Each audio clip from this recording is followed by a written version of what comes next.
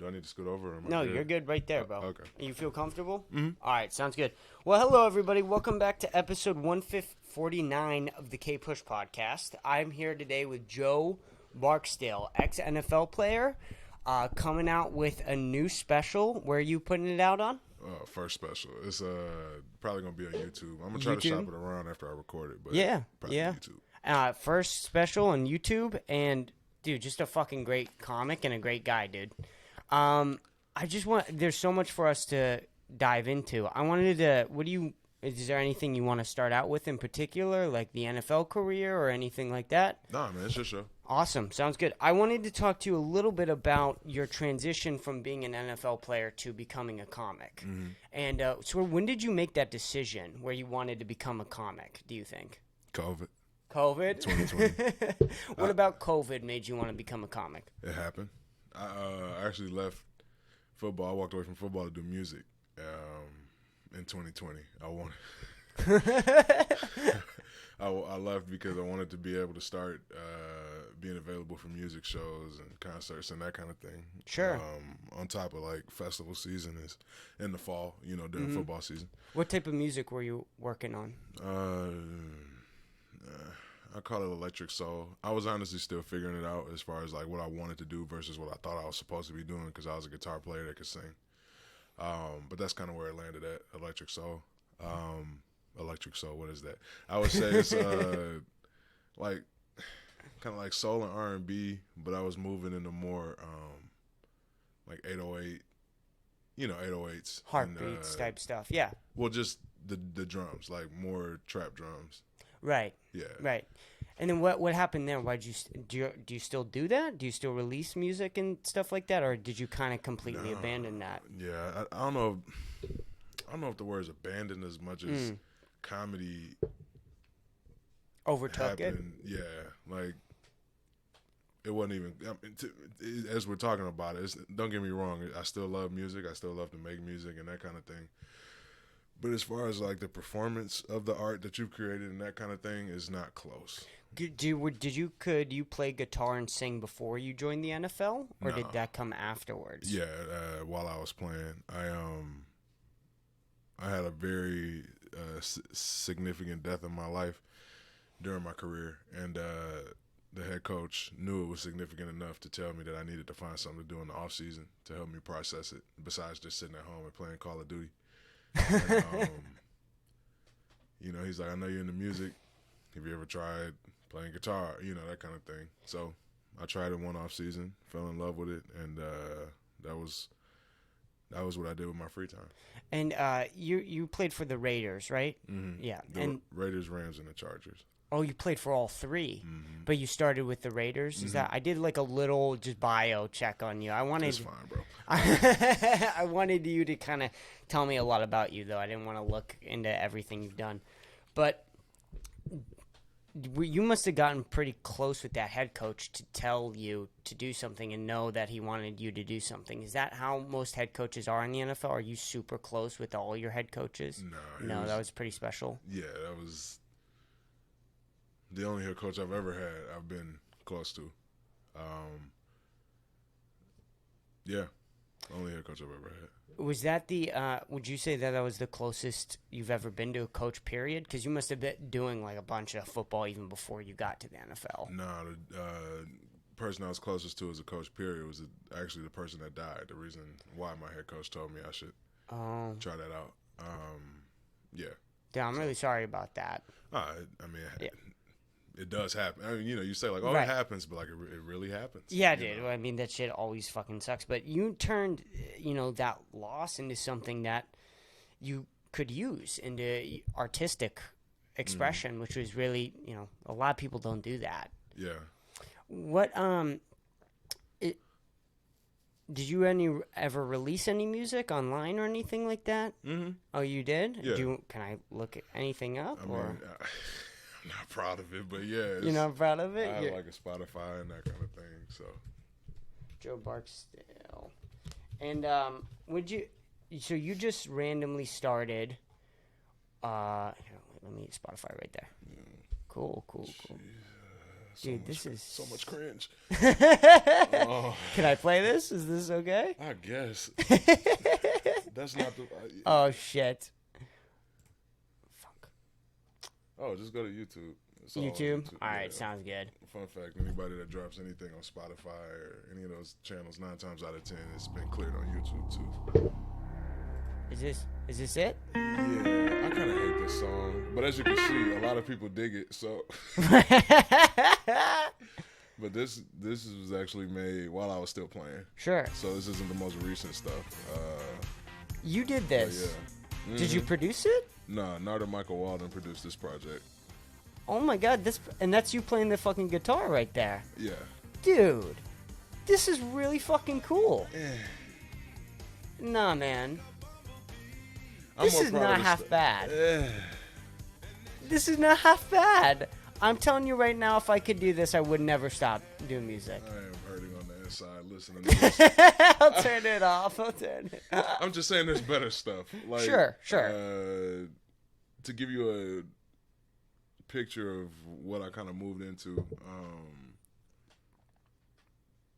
yeah, it's just different. Like I said, that was when that's when I was still playing football. But when I was actually able to explore and realize that, like, I don't know how else to say this. I thought that because I was playing guitar and you don't really see black dudes with guitars that aren't playing the blues, that I was supposed to be playing like rock music, and blues and that kind of thing. And it wasn't until I got more into like actually listening to soul and realizing like, oh, there's guitars here, and cats like Marvin Gaye, Teddy Pendergrass, that kind of thing. But yeah. Have you ever thought about taking your music ability and combining it with your comic ability, like doing something like maybe Bo Burnham, or trying out to write a funny song, or take the guitar on stage while you do jokes? Have you ever thought about doing something like that? Nah. No? Does that interest you at all? Nah. No? I see it as and it's just me. I see it as a gimmick. Mm-hmm. And I'm not about gimmicks. I've always been of the mindset that, like, and this is just me personally, if I'm going to do something, I need to be good enough at it to do it, not have to have, like, different things happening to get people to come check it out, if that makes any sense. No, that does make sense. Yeah. You want to be able to go up on stage without the guitar, without, any help, and just go with yourself with the microphone. Right. That's really fucking authentic of you, man, to have, like, almost a secret ability. I guess.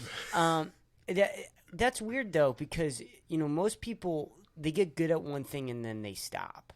Mm-hmm. Rather, you, I'm just learning now with the music thing, but you got good enough at football to play for the NFL. Mm-hmm. Then you stopped with it, or you didn't stop with the NFL before you started music, but you started music while you were in the NFL. Then you stopped music, and then you started comedy. That is wild. In a good wild, right? Like, that's really, really fucking cool that you are able to put yourself in that situation where, there's a lot of uncomfortability with starting new shit, right? Like, so many unknowns, and you just seem to dive right in. My life is uncomfortable. So. No, really, like... Right, no, of course. That's why I got into the art in the first place. Right. I was tired of being misunderstood. I am on the autism spectrum. I didn't find that out till around the time I left the NFL to do music. Mm-hmm. I've just always... I think the goal behind all of it was just being able to communicate with people. Like, being able to feel valid or valued, I guess. On top of, like I said, being able to effectively communicate. That's why I dig the arts so much. Right. No, that makes sense, because there is that element where some people on the spectrum have a really hard time communicating with others, so they feel like art is a really awesome way to do that. The only way. You think so? I know so. You know so. Experience, yeah. Like, you spend your life saying things to people and hearing the misconceptions of what you said come back to you. It becomes a goal of you just to be understood. Right.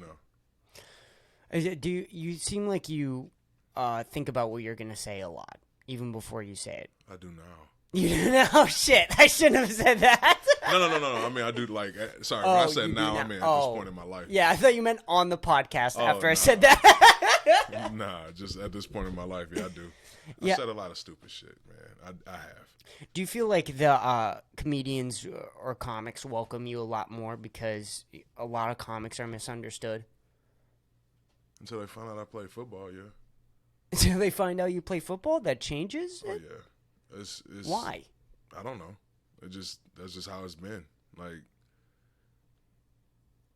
comedians are super cool, and it's not all of them, but comedians are super cool until they find out you coming from another job that you succeeded at. That obviously they would have still been working if they were in your shoes, but they're not. So, but yeah, no, it's See, but to me, that amazes me.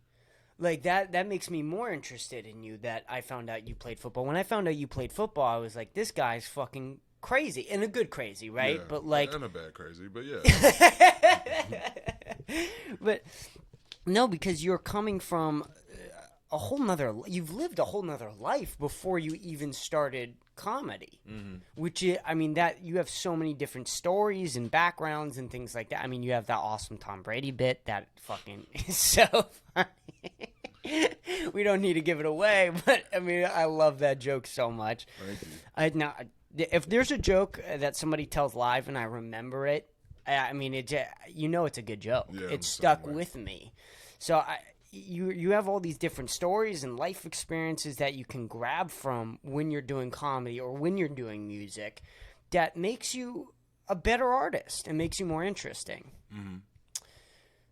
I think there's also maybe something with comics where they're jealous of you because, I mean, you're successful. If comics knew how much I hated myself, they'd never be jealous of me again. I'm sick. Like, I was saying that to a friend of mine the other day. Like, if comedians knew, like, if people knew, like, how much I actually, like, I mean, if they knew how many times I've tried to kill myself, I shouldn't even be here.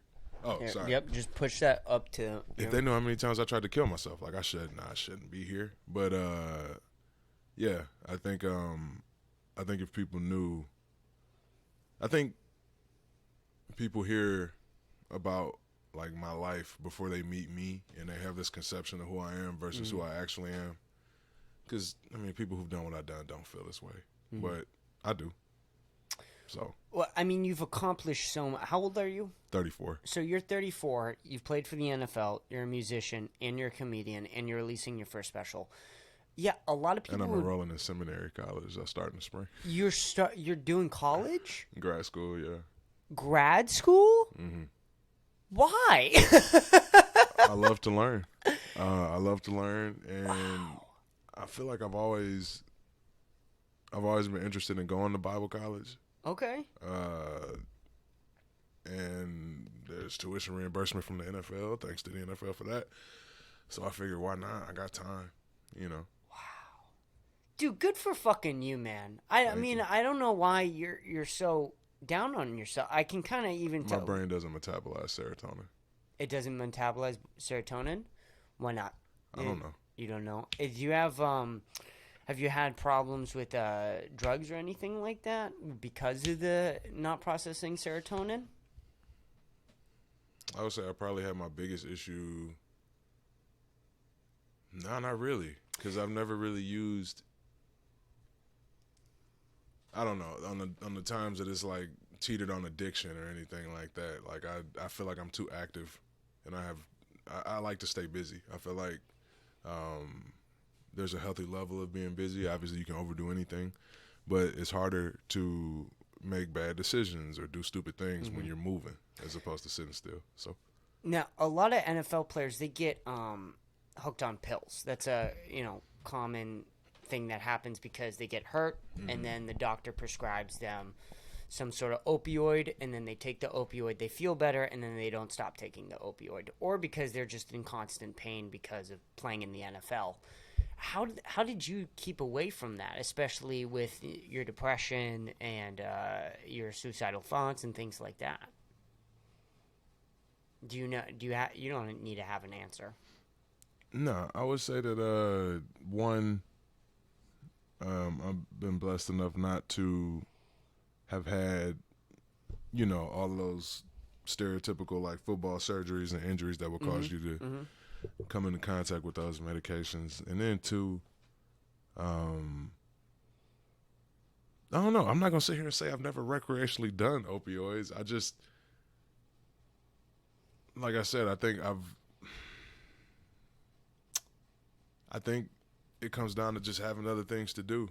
You know, like even when you Stay busy. yeah, even when you're doing drugs, it's like, well, I know I got to be up at this time in the morning to go work out or to Right. go run or to go to this class or whatever. Right. So I think it has something to do with that, and then just the focus on always living in the future and me telling myself that the future is going to be better than the present, and I don't want to mess that up.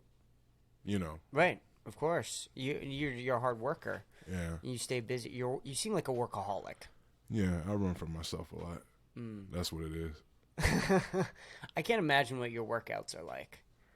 They're actually not. I mean, easier now than they were when I was playing. But I would say I wouldn't say it's pretty much a bodybuilding regimen now. Right. I've actually been back with my trainer now for like 5 months. But normal bodybuilding stuff, lifting weights, under controlled. You know, not ego lifting, but lifting weights under control, Sure. and then cardio and stretching. How much cardio do you do? What cardio? I try to do like half an hour after my workouts, and then After your workouts? Yeah, I do it after the workout, Okay. not before. Why do I do it after the workout? I don't know. You don't know? That's just how your brain works. Yeah, and I mean, and honestly, okay, I do know. It's Go ahead. because you can lift more and you can lift easier and better. Now, when I was running, doing cardio like with football, I would have to run before I lifted because I hate running. But most of my cardio now is like incline treadmill walks for like half an hour, that kind of thing. And I also do it for the comedy to be able to. I don't know, like I remember going from like open mics to starting to do like, you know, little 5-minute guest spots at shows. And I remember like my first 15-minute spot, and I remember realizing like I wasn't tired, but I remember realizing then like, oh, this is why people sit down while they're on stage when they're doing specials and that kind of thing. So I wanted to get my energy up for that, and then I do a lot of act outs too. So you need to have reserves in the tank for that too. Right. Yeah, you like to move around a lot on stage. Yeah. When do you think that? I don't know what I say. Do you ever come up with really good bits while you're doing cardio or running? Because when I run, I think a lot when I run, and I like to. There's a lot of bits or punchlines or tags that I've come up with while in the heat of like that runner's high. Yeah, but I would say I come up with that kind of stuff all the time. I'm always thinking. Always thinking. Thinking about thinking about things that annoy me, thinking about things that make me feel good, things I want to express. Like recently I've been thinking about what I want to talk about, you know, on the next special that I start to prepare to get ready after this one. But yeah, I do. But at the same clip that I would sitting in a church service or, you know, driving home from a comedy show, driving to an event. I mean, even driving here, I thought about like structuring the next special in terms of, because everybody has the same question. You know, in this special, like I have established that I used to play in the NFL and that kind of thing. People always want to know, how did that happen? You know, how did you get from growing up where you did to being an NFL player? And I'm like, oh yeah, that's pretty much a special's worth of material right there. Right. You know. But I've been thinking a lot about that. I've been thinking a lot about mental health recently, especially, you know, with what happened with Nick. Rest in peace, Nick. How, I don't know, like being mentally ill is like being a homeless person. Like people know you're there, but they don't address you, and they blame you for your problems, not realizing that, you know, not everything is under your control. Right. They don't want to talk about it until it's too late, which further perpetuates the stigma and the stereotypes, because if the only time we're hearing about mental health is if there's a shooting or a suicide, like, you know. But I get it. It's heavy material. A lot of people don't know how to speak on it. And I realize it's people like me's like it's not something I get to do. It's something I have to do, you know. Right. Do you think... what do you think that you do when it comes to like working out that really helps your mental health? Is it just the working out itself, or are there certain activity like the sauna? The sauna is known to help depression a lot. There's a lot of studies on that. The sauna 5 days a week can help as much as antidepressants when it comes to fighting against depression and things like that. And you're smiling. Or ice baths or things like that. Do you try to incorporate certain things in working out that may help mental health at all? No, I think it's just the working out and knowing that, I did the best I could in terms of feeling like I got something done that day. The reason I actually work out, two people, Dwayne, and one of them I knew personally, the other one I didn't. I don't know The Rock personally, but he is directly responsible for the reason my mouth is so smart. I remember the first time seeing him on TV, and I'm like, well, I want to talk slick like that one day. Right. But, fitness is his thing. The other person who I did know is Kobe Bryant. I was able to meet him. Oh, you met Kobe? Yeah, he was a mentor of mine. I don't talk about a lot of shit for the same reasons because I don't need people. People are gonna judge me regardless, but I never wanted to come across as one of those people that's, I know this person, I know that person, I know, Right. I regret it. We don't have any photos together or anything like that for that reason. Right. But at the same time, I wouldn't change anything. I don't. I think you think a lot about what you're going to come across as, and I think that, have you ever started a podcast or done a lot of podcasts or things like that before? I've done a lot of different podcasts. I enjoy being on other people's podcasts. Sure. I started one. I didn't like it. So you didn't like it? No. I'm a thinker, and like even as I'm listening to you, this is a show you said 149. 149. Yeah. Like, too many. No, I think that's fantastic. I didn't get past show like 30 on my podcast.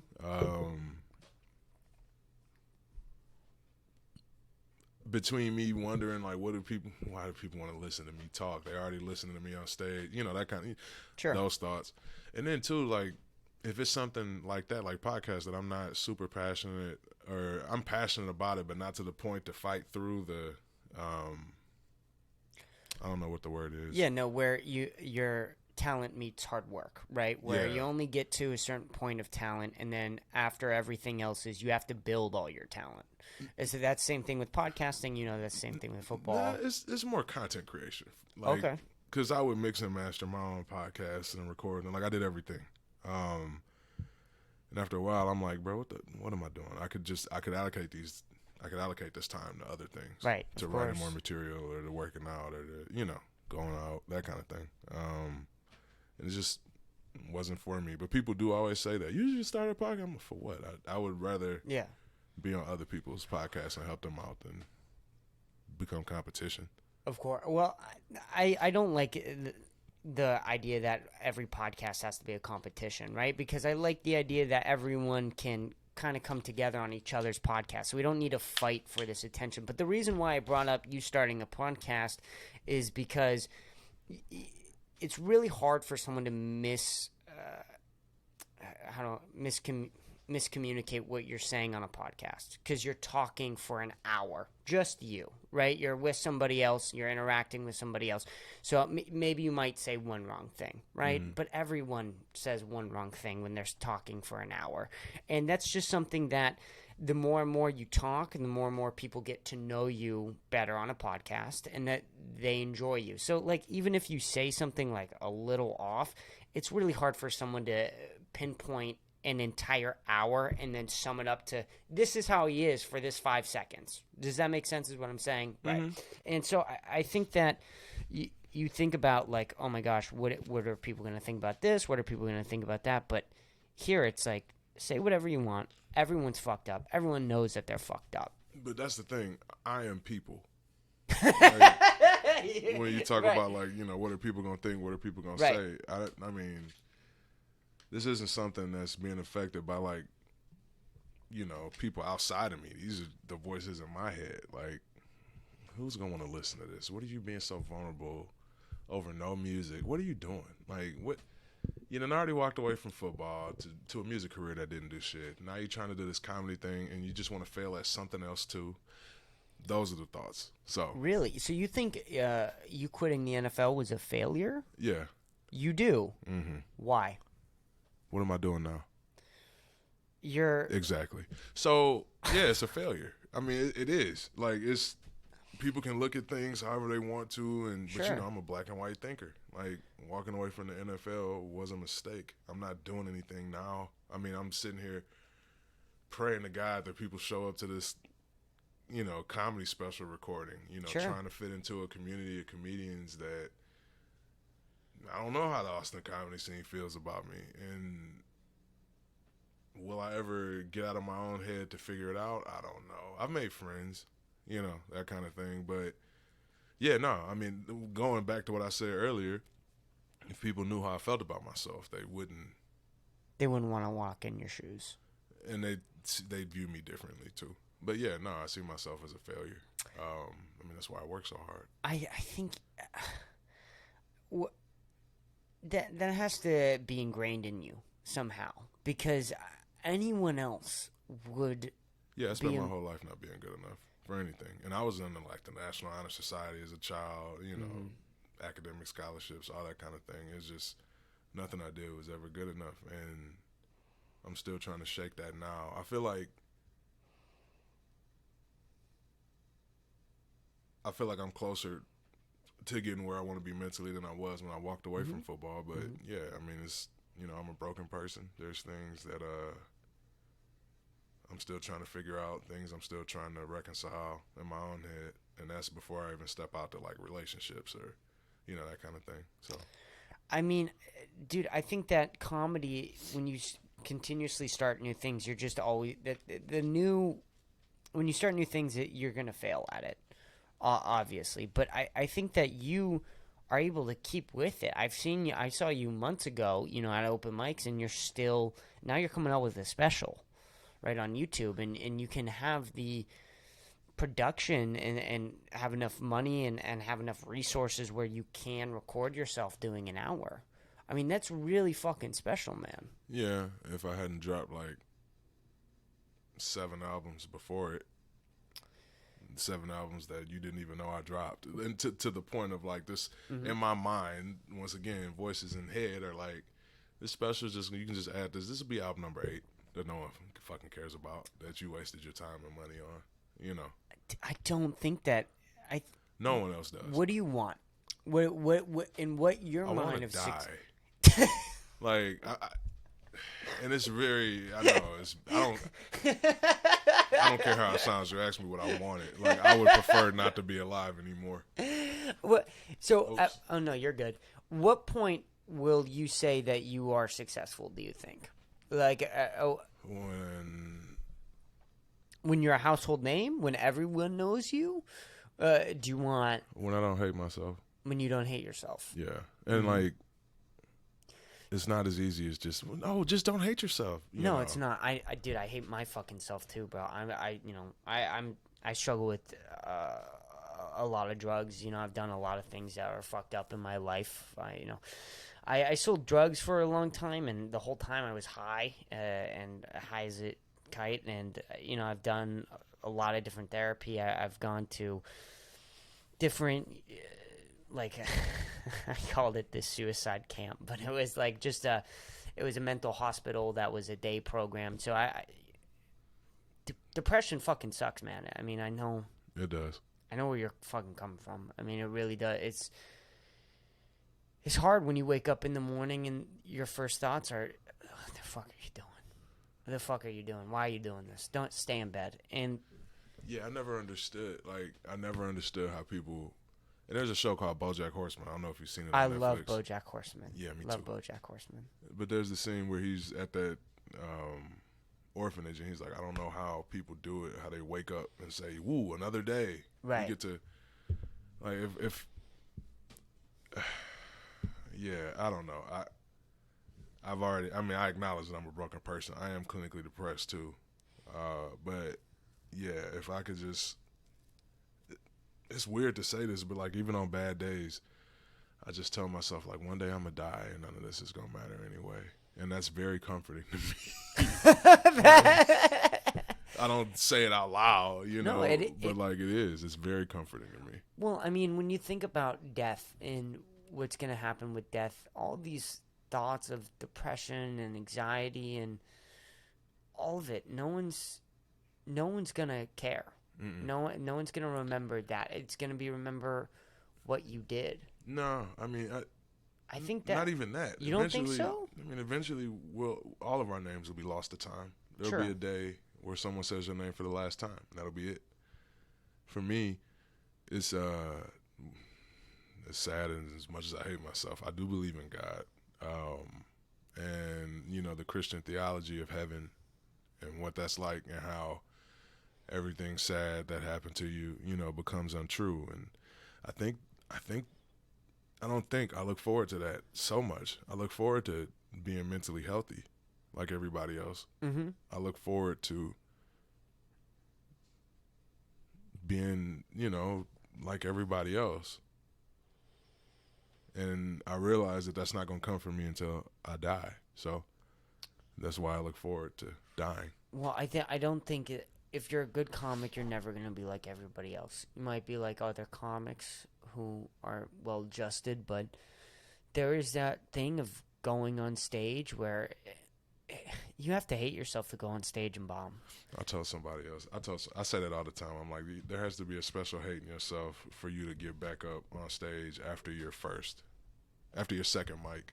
Because, you do your first open mic, you have no expectations. You do your second one, they start to rise. By the third one, it's like, by the end of the second one, you're more aware. Like, oh, I didn't get that many laughs. I was up here for 5 minutes, But yeah, I agree.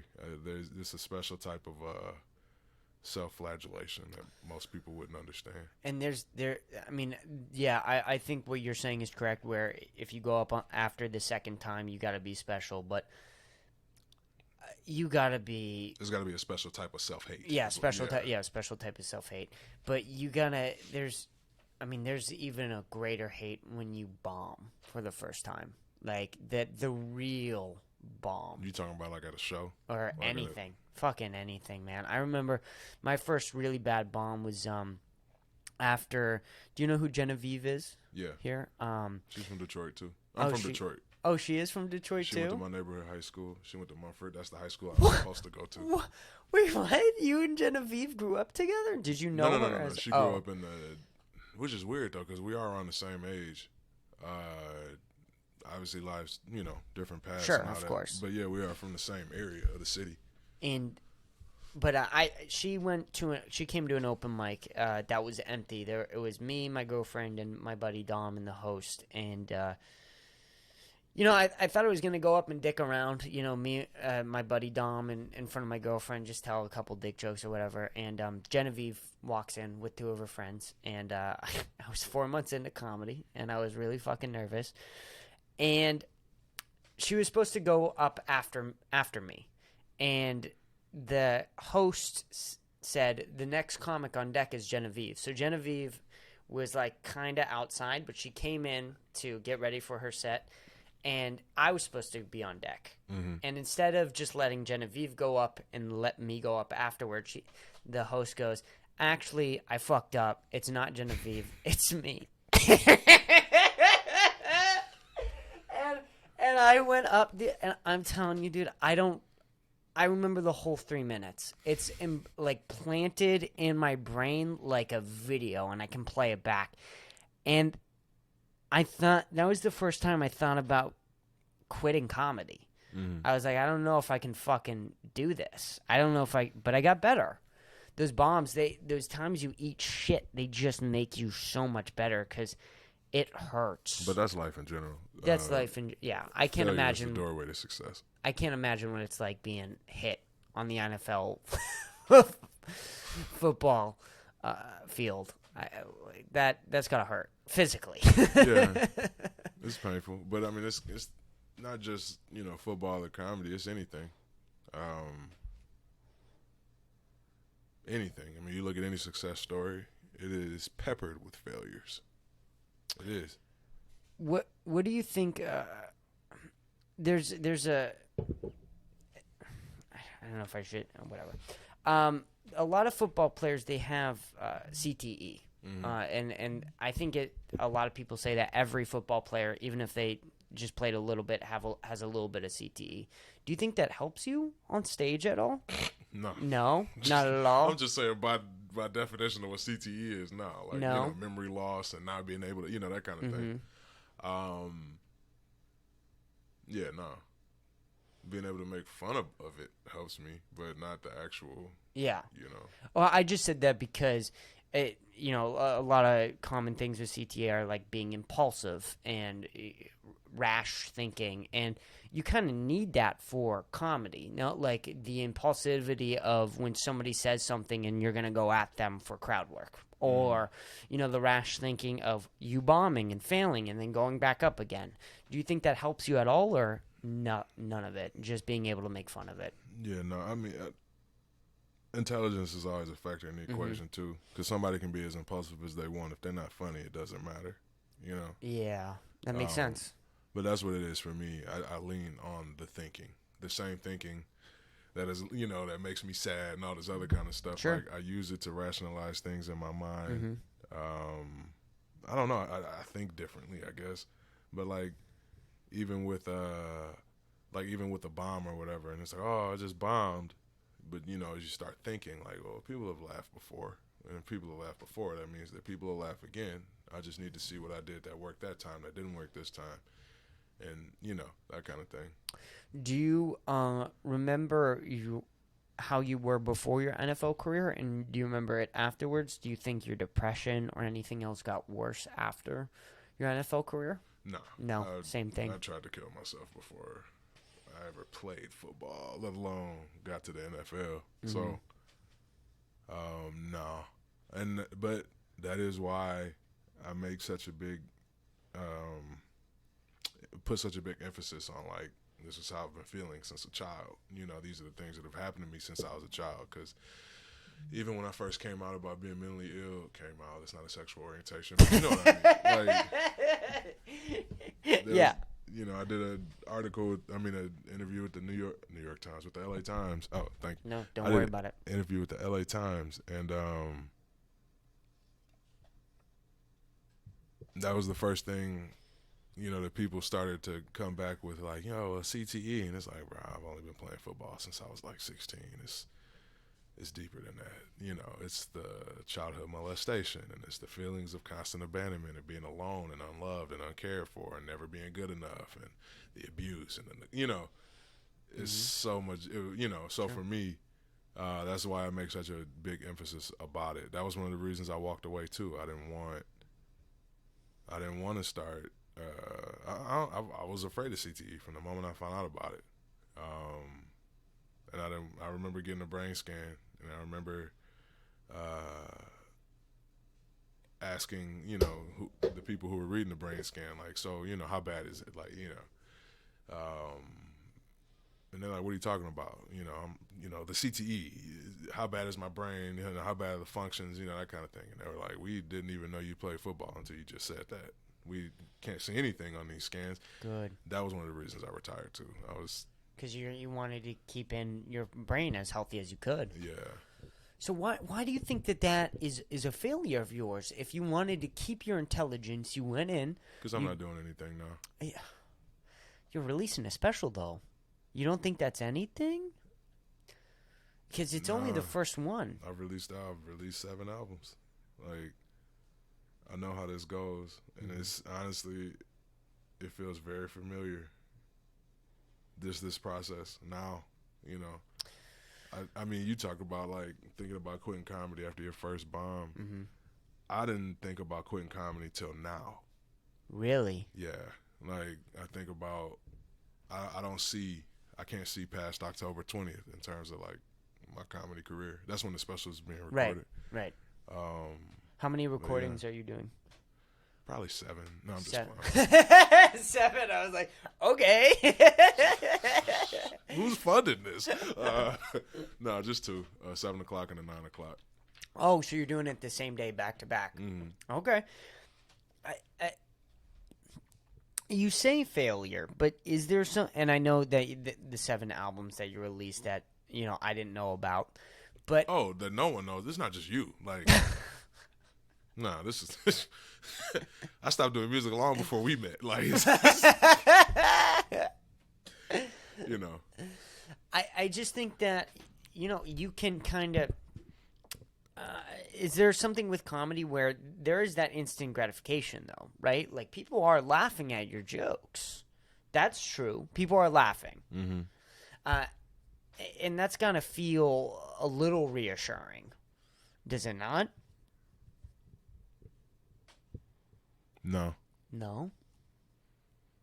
And I know I'm about to sound like Cope. That's what I'm supposed to do.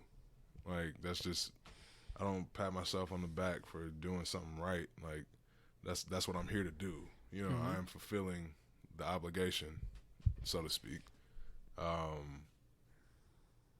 And that's just how I see it. And that's not to say it doesn't, feel good or anything like that. But,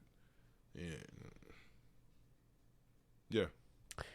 Do you have a therapist? Mm-hmm. What does he think, or he or she, whatever? What do they think about your thoughts of you being a failure after, all this that you're doing? No, I'm wrong. No, you're wrong. Yeah. And you don't believe them. Do you believe your therapist? Yeah. Yeah. So you think you're wrong, but you just can't get there to a place where you feel like they're wrong and that you do think that you've accomplished things. So your intelligence is telling. So that, from what I'm getting from this is that you know in your head that you've done a lot, but that you don't feel like you've done a lot. Mm-hmm. I mean, the way I reconcile it, honestly, is like I said before, one day I'll be dead and it won't matter. And that's kind of one of the reasons why I'm able to like pivot from thing to thing to thing. Because at the end of the day, I'm going to die anyway. I'm just trying to figure out what I'm going to do till I get there. Mm-hmm. And if I can help make things better for other people, be the person that I wish I had, then that's cool. But I don't. And even with feeling like a failure, obviously it doesn't just keep me in the house and in the bed all the time. Like, I still, get out and no, you seem like things. An animal. That's what's confusing me is that, people like David Goggins, right? You know who David Goggins is? Is that he talks about how he used to hate himself, but, he gets up every morning and he fucking works, and then eventually you conquer the demon and you have to keep conquering that demon. But it seems like you get up, you fucking work every single day. You grind all the time. You jump from thing to thing. If something's not working out, you really give it your best effort, and then you move on to something else. And it seems to me like you've accomplished a lot, but to you, you still feel like you haven't done that much, and you're a failure. Well, I don't feel like I've done anything. I mean, you think about like when we met, or just in general. Like, I'm usually always in the back. I'm in the corner. I'm quiet. I don't have an ego. I don't know. Even when you talk about like, conquering the demon or whatever, and I'm not trying to preach a sermon here, but like going back to Christianity, you look at Jesus. Jesus was very sad. I don't see how anyone can really be aware of what is happening in the world and be optimistic in a world that wasn't supposed to be this way. Suicides, rapes, abortions, forced abortions, miscarriages, broken relationships, betrayals, pain. Even if you look at like, the reports on the environment or, the global warming and everything. I don't see how anybody can be really like aware of what is going on and be happy. No. Well, that's kind of the curse of it all is knowledge, right? Is that if you really know everything that's going on, there's no way to really be happy. Yeah. Do you find yourself trying to just keep your world small? Because that's, a lot of people try and do that is, No, I actually try. I try very hard to like to cultivate relationships and to reach out to people. And I'm just not good at it at all. Like, I'm not. You know, I've got 2 friends that I've known since high school. Mm-hmm. I don't think any friends from middle school. Maybe one. Let's just say, for argument's sake, there's 2 other people in middle school. Sure. But like, yeah, I don't really. I can't. I'm not good at it. Like, I'm not good at talking about things that don't matter. I'm not good at sitting around for hours arguing who's better between, you know, Kobe and LeBron or Kobe and Jordan. Mm-hmm. I'm just not good at it. So you're always a big thinker. You're always a big picture guy. Not necessarily big picture, but just I don't do things with no purpose. Mm-hmm. Even if the purpose is dumb. You know, I'm not saying, like I said, you know, before, you know, you make mistakes, you do, you know, that kind of thing. Sure. On top of like being on different mental health meds and how they affect your brain chemistry.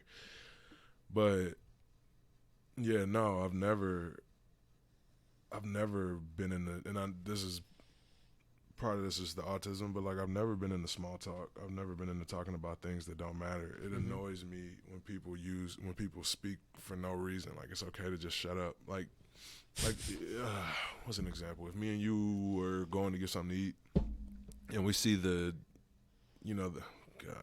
not trying to be sexist, but it's usually a female host. So the hostess, but we see the hostess at the restaurant, and you know, we're like, hey, you know, we'd like a table. Oh, I'm sorry, it's gonna be.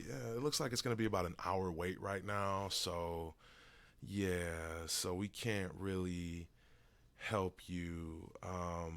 But you know, you can wait for an hour. Everything after it's gonna be an hour wait right now didn't need to be said. You're just repeating yourself over and over again. Like, shut the fuck up. But that's how I feel. Like, that's what goes on in my mind. Like, oh, I'm so sorry. It's not your fault. Like, we're just trying to leave now. You don't need to continue to talk. Sure. You know? But now, learning about people, I know that, like, well, people don't know what to say and they feel like they need to say something. Well, maybe the same way I need to retrain my brain to do certain things, maybe they can be retrained to not just talk because you feel like you have to talk. No, that makes sense. And my brain is also shut the fuck up mode. That's why I like having a podcast, is because, I like being the host of a podcast, is because I kind of control the conversation. I like what we're talking about right now. So I want to keep talking because I find this interesting. I find this important. And so I don't want to, shut the fuck up. But I used to have, I started this podcast when I was in high school. So I would have like random people on, and I would be in the middle of the podcast, and I would go, oh my God, this person has nothing to say.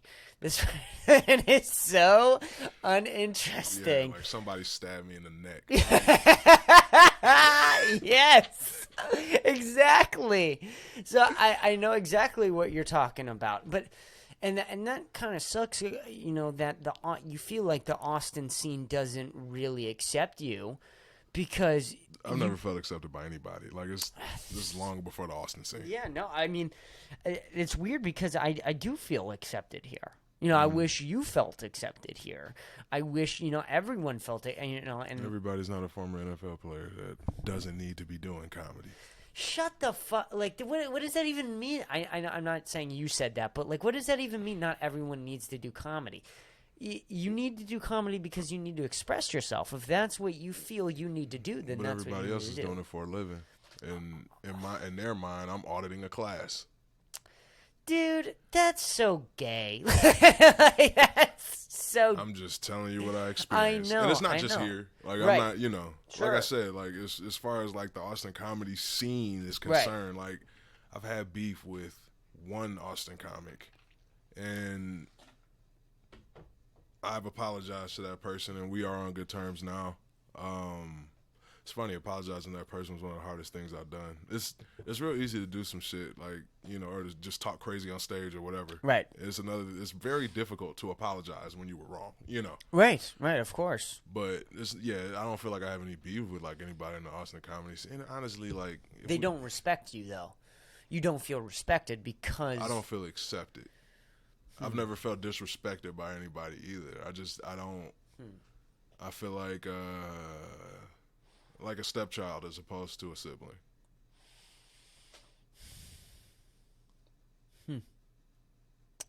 Yeah. Yeah, no, dude, that's fucking tough. Dude, I'm sorry about that, man.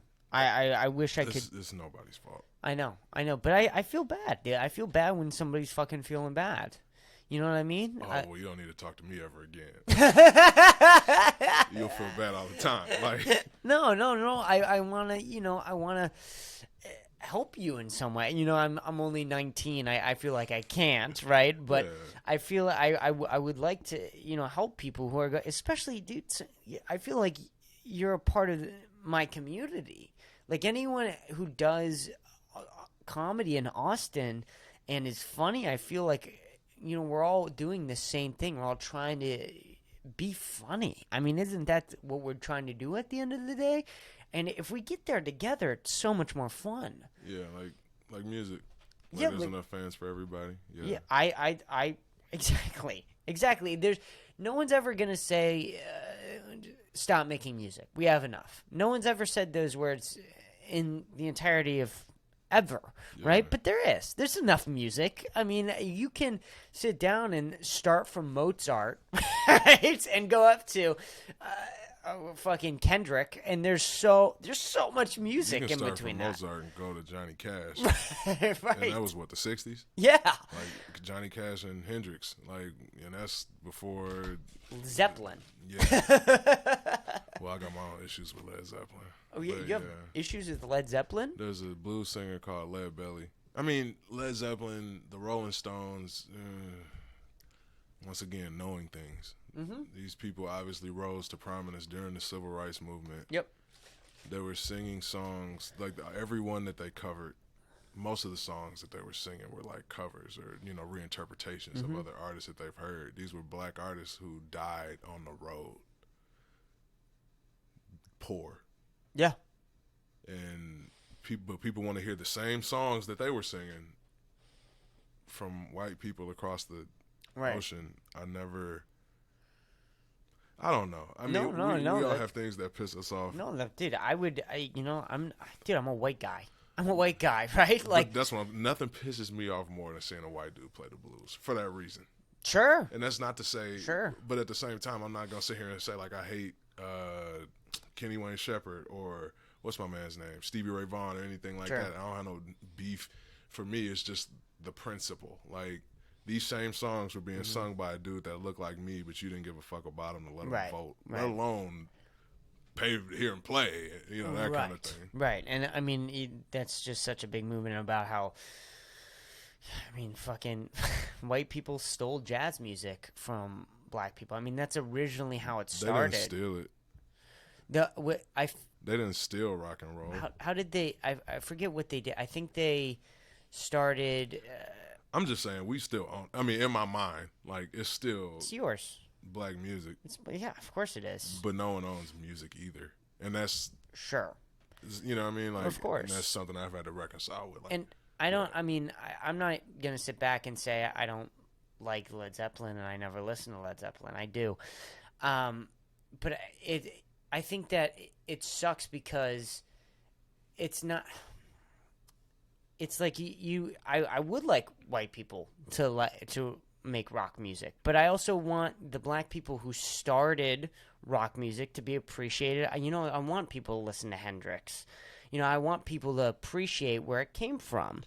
I was talking to somebody about that. You never really, Hendrix in particular, like out of all the other guitar players and all that, you never really hear his music out. I wonder why that is, because he's got fans, clearly. It's Jimi Hendrix. Yeah. But like, I was talking to somebody about that. And this is, Austin, where I would expect to hear Hendrix at a bar or something. Sure. I don't think I've ever heard Jimi Hendrix playing at a bar since I've been here. I've been here for 3 years. But I think that what happened was, and this is just a theory of mine, again, white guy, who knows.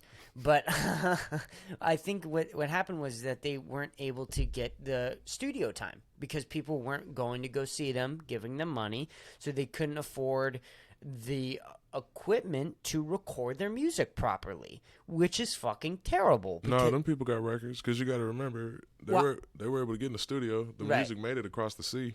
Sure. Like, so they got studio time. Sure, but I think that it's, especially like in the 70s, like that kind of died off more so. Like I don't remember a lot of. I could be wrong.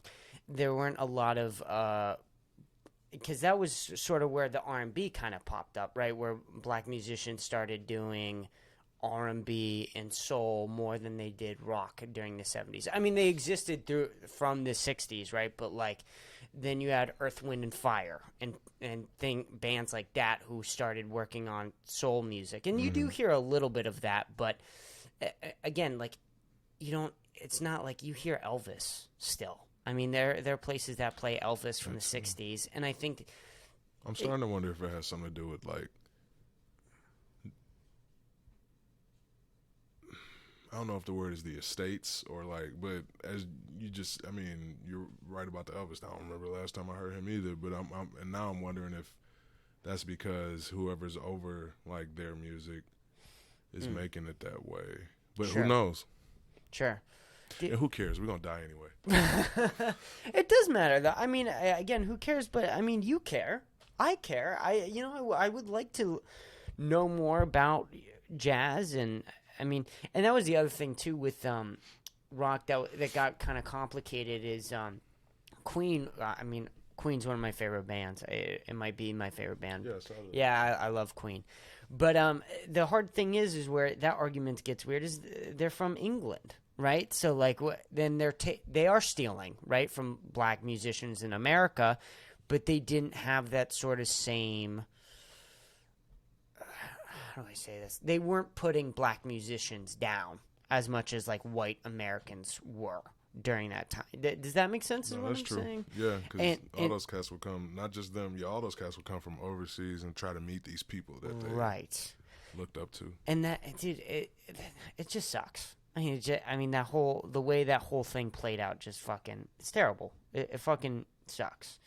Which is why, again, you seem to care about this a lot, and that's the curse of knowledge, is you probably think about this day to day, is, right? Like you said, you've lived in Austin 3 years, you've never heard a Hendrix song. Yeah. That's crazy. But it's not just Austin. It's I'd say Austin because this is where I've been recently, but it's anywhere. No, like, if you're not hearing it in Austin, you're not hearing it in Chicago. Yeah. Like, actually, I put it like this. I didn't hear Jimi Hendrix's music until I went and looked for it. Right, of course. Because you would hear about this mythical person who was this really good guitar player, right. But no one's ever heard any of his music. Yeah. And I feel like I don't know a lot of, or haven't listened to a lot of original, like, blues. Like, I don't know a lot of blues musicians, which it sucks, because I'm still trying to get caught up on 70s rock. I'm still trying to listen to, like, Pink Floyd, because I was born in 2003. So, and I love, there's so much good black music now, right? Like, I love Kendrick Lamar. I love J. Cole. I love, and stuff from the 90s. I fucking love Tribe Called Quest. I love Dr. Dre, all of his shit. NWA. I mean, all that shit's fantastic. And I think, but that was like sort of the first time where black musicians kind of started to get recognition for what they were doing. Nah, man. No? No. You heard of Miles Davis? No. Oh. I have not heard of Miles Davis. Miles Davis is, I'll leave it at that. She look up Miles Davis. Okay. Jazz trumpet player. Yeah, well, of course. I mean, there were a lot of those jazz musicians who they sort of made it, but again, like you say, we don't hear a lot of that. Well, I mean, it could be wrong. you hear a lot of Miles. Yeah, like, I mean, you hear a lot of Miles the same way you hear a lot of Marvin Gaye and that kind of thing. Right. I'm talking about, like, specifically, like, Jimi Hendrix or Elvis or that kind of thing, which leads me to believe it's more of an estate thing and not we don't, You said you were diehard Christian. Are you diehard? Is that like a What correct do you mean term? by diehard? I don't know. Do you go to church weekly? Yeah. So I would say maybe not diehard Christian, but you're pretty active. I mean, Okay, when you said Die Hard, the first thing I thought was like if someone put a gun to my head and asked if Jesus was the Son of God, you know, Sure. and like would I be willing to die for saying Sure. yes? Sure. Yes. Okay. Yeah. Yeah. No, I think that's exactly what I meant. Yeah. Like, So, I Christian tattoos, cross. There's a big Jesus tattoo on my leg. Yeah. okay. Well, yeah, I would say that you're pretty Christian. I would say I follow. I mean, because there's so many different denominations of Christianity, and not every Christian denomination believes Jesus was the Son of God, which is fucking weird because that's the whole basis of. But anyway, that's You can get into it if you want, man. no. This this is when you're on my show, you say whatever the fuck you want. There's nothing on off limits. But that's why I'm like Christian as opposed to like follower of Jesus. I guess I would say that just because it's a lot of denominations. I mean, Catholicism, Right. I was just about to say that. Go ahead. and like Baptist, those are both considered Christians. But like Catholicism, like deifies Mary. You know, that's the mother of God, and it's like, Right. it was, you know, like yes, it was a woman that God chose to birth, but like you saying that that's the mother of God is saying that Jesus didn't exist before he was, and that's not the case. You know, I'm very deep into theology, but yeah, that's why I struggle sometimes with saying like Christian because I know that means it's like saying Republican. Like, you know. I don't think that, but I know exactly what you're saying. Well, I'm just saying the connotations that could, like, there's so many different things that could come from just saying Christian without being more, you know. But yeah, Right. Of course. No. I was brought up Christian. I wouldn't consider myself Christian anymore. How do you feel about being Christian when you have all this knowledge about how bad the world is? Do you? I had to address it. I mean, that's how I got into theology in the first place. Like I said, I've always been a thinker. Even as a kid, I would, you know, you go to church and you hear the same. When I went to church, I would hear the same like 5 messages. And I just remember thinking like, I mean, there's questions you have like, well, if God is real, then what's all the, you know, like all these things that are happening in the world, or things that I would say questions that every Christian has probably had, but most people are too afraid to step outside and actually like try to find those answers. But, and I remember there's a preacher named Tim Keller. He's dead now. He died this year actually, but he said that. Rest in peace. Yeah, rest in peace. He said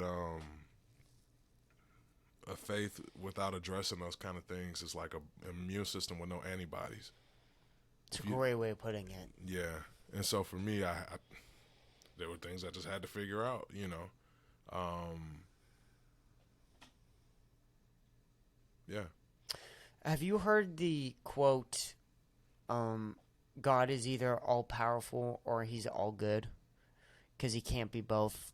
Because if he's all-powerful, why would he let bad things happen? And if he's all good but not all-powerful, then that makes a lot of sense why the world is how it is. Does that resonate with you at all? If you have a God that's big enough for you to be mad at that there are bad things happening, that's also a God that's big enough to have reasons that you can't conceive. Any God that you can understand is not a God worth worshiping. Even in the Bible, God never says understand me. He says trust me. You know, but any God that you could, oh yeah, I know exactly what God's thinking. Well, now I don't know. I mean, people try to relate to God. You know, you read a couple books, you take a couple philosophy classes, and you just think like, oh, I can argue that God doesn't exist. You know, that kind of thing. When in reality, once again, if this is a God that's powerful enough to have created everything you'll ever know or see, maybe he knows a little bit more than you. What do you? Because the hard thing with me, with being, and I'm not atheist. I don't want to consider myself atheist. I'm more of agnostic. I think that there's something out there. I don't know if it's God. I don't know if it's the universe sort of communicating with us in some sort of weird way, or if it's about spirit. I don't know. I'm not sure.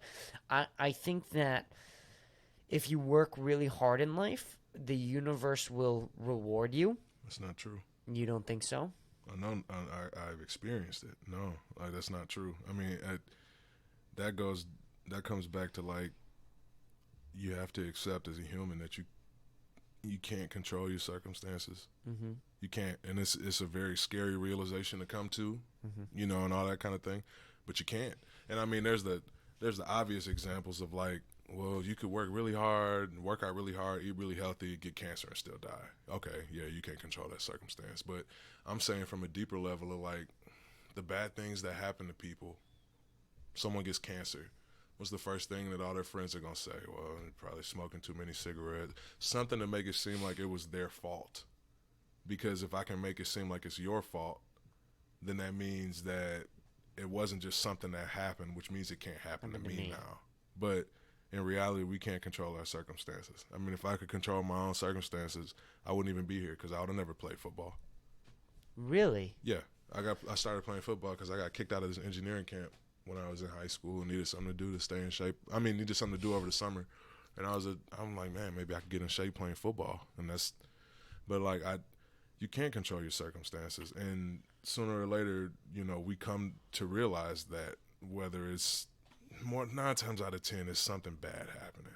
That you realize that like there's nothing I could have done to avoid this. There's nothing I can do to get myself out of it. You don't control your life like you think you do.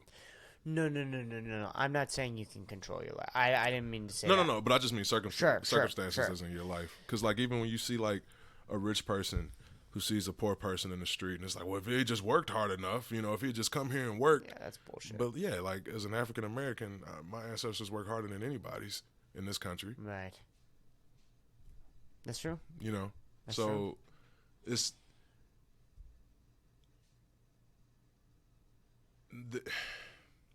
rich people or people who are successful or who have or whatever will always try to make it seem like it's all me.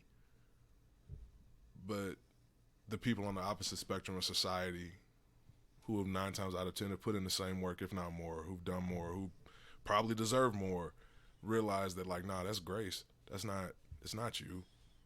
Like even with me, like even if I would want to be like, oh, I made it to the NFL, on my own, and it's like, nah, I didn't. I mean, between the coaches I had, I didn't control what my body looked like, the physical tools that I had, that kind of stuff. But yeah, you don't control your own circumstances. Sure. That's what I'm trying to say. So, do you not think that you worked really hard to get to the NFL? I did. You did. But, I mean, I also realized that, like, all my limbs worked when I was born. Yeah. Yep. Like, I was able to pick it up. Yeah. Like, there's so many things that were outside of my control that I did take advantage of. Mm-hmm. But I know that. I also know that even with everything I've done in my life, I'm not a lot. I'm like 1-2 bad decisions away from being a homeless person. I'm in the street. Like I'm not better than anybody else. So I acknowledge both of those things, but that's why I'll never walk around and say like people just need to work harder or people just need to. No, I would never say that either. Oh yeah, no, not you. I'm just saying people in general. Yeah. Like there's so much outside of our control that is actually like being thinking. It's actually incredibly frightening when you think about how little control you have. Right. No, of course. Don't you think though that sometime like you were kicked out of that engineering class, right? Mm-hmm. And then for whatever reason, you started football to get in shape. You could have started hockey. You could have done, or I'm not hockey in the summer. But I know what you mean. But like baseball, you could have done. There are other summer sports that you could have done. But something made you choose football, and then you kept working really hard at, and you think yourself as a failure, but you're stable now. Would you say that? And you have decent money. Mm-hmm. Do you think that?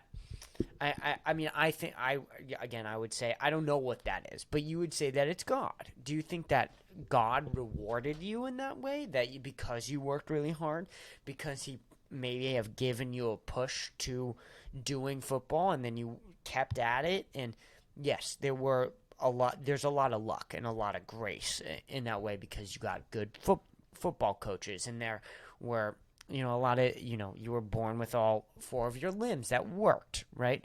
But how many people were you with that didn't work as hard, that didn't make it to the NFL, right? Like, I think there's something to being able to work hard as well. But how many people you forgetting like a whole nother Work hard and then don't make it. Yeah. Like there's a lot of those too. A lot of people who are more talented, there's the age-old adage in the hood, like, there's a basketball player better than Michael Jordan. He just never got the opportunity. But it's true, you know? Like, I mean, yeah, but it's true. So to answer your question, I don't see God as having rewarded my hard work as much as God having a plan for the world that existed long before any of us, even the world, existed. And my story just fits into that plan and that kind of thing. But the same way you say, like, oh, you worked really hard and, do you think God rewarded you? Like, no, I don't think God was punishing me when I broke my knee and couldn't stand up either, you know? So if he wasn't punishing me then, I don't think he was rewarding me then. I don't think it is correct, though, in correct me if I'm wrong, because you're way more Christian than I ever was, but it is true that God does give you trials or tributes or tribulations, tests right, and all that kind of thing. Yes. Do you think that like, he didn't punish you, right? And I think, again, I don't know if God's real or not. I'm not sure. He could be. Christians may be right. I'm not sure. I would challenge you to figure that out, just for yourself, like, just in general, because I wonder about it every day. But I'm saying, like, if you have time, start to actually address some of those. I mean, I can help you, but start to address some of those questions, because we don't realize as people, we're all basing our lives on something. Mm-hmm. We're all worshiping something. Mm-hmm. And then if what you're worshiping is I just hate seeing people worship created things when there's a creator there, because eventually the created thing is either going to let you down, crush you, or you're going to crush it. Where are you going to go then?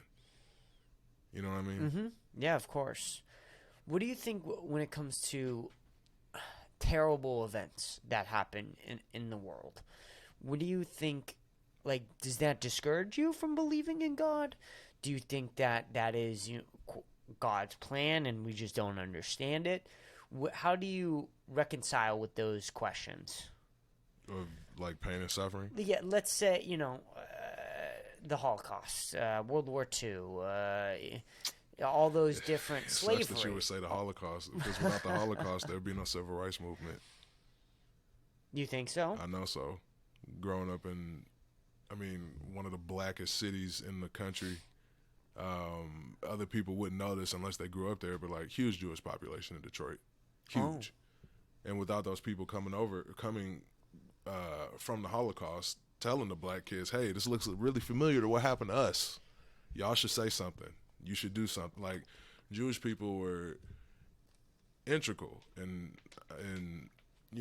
helping with the civil rights movement and, that kind of thing. Most of my teachers were Jewish, actually, growing up. Mm-hmm. Slavery.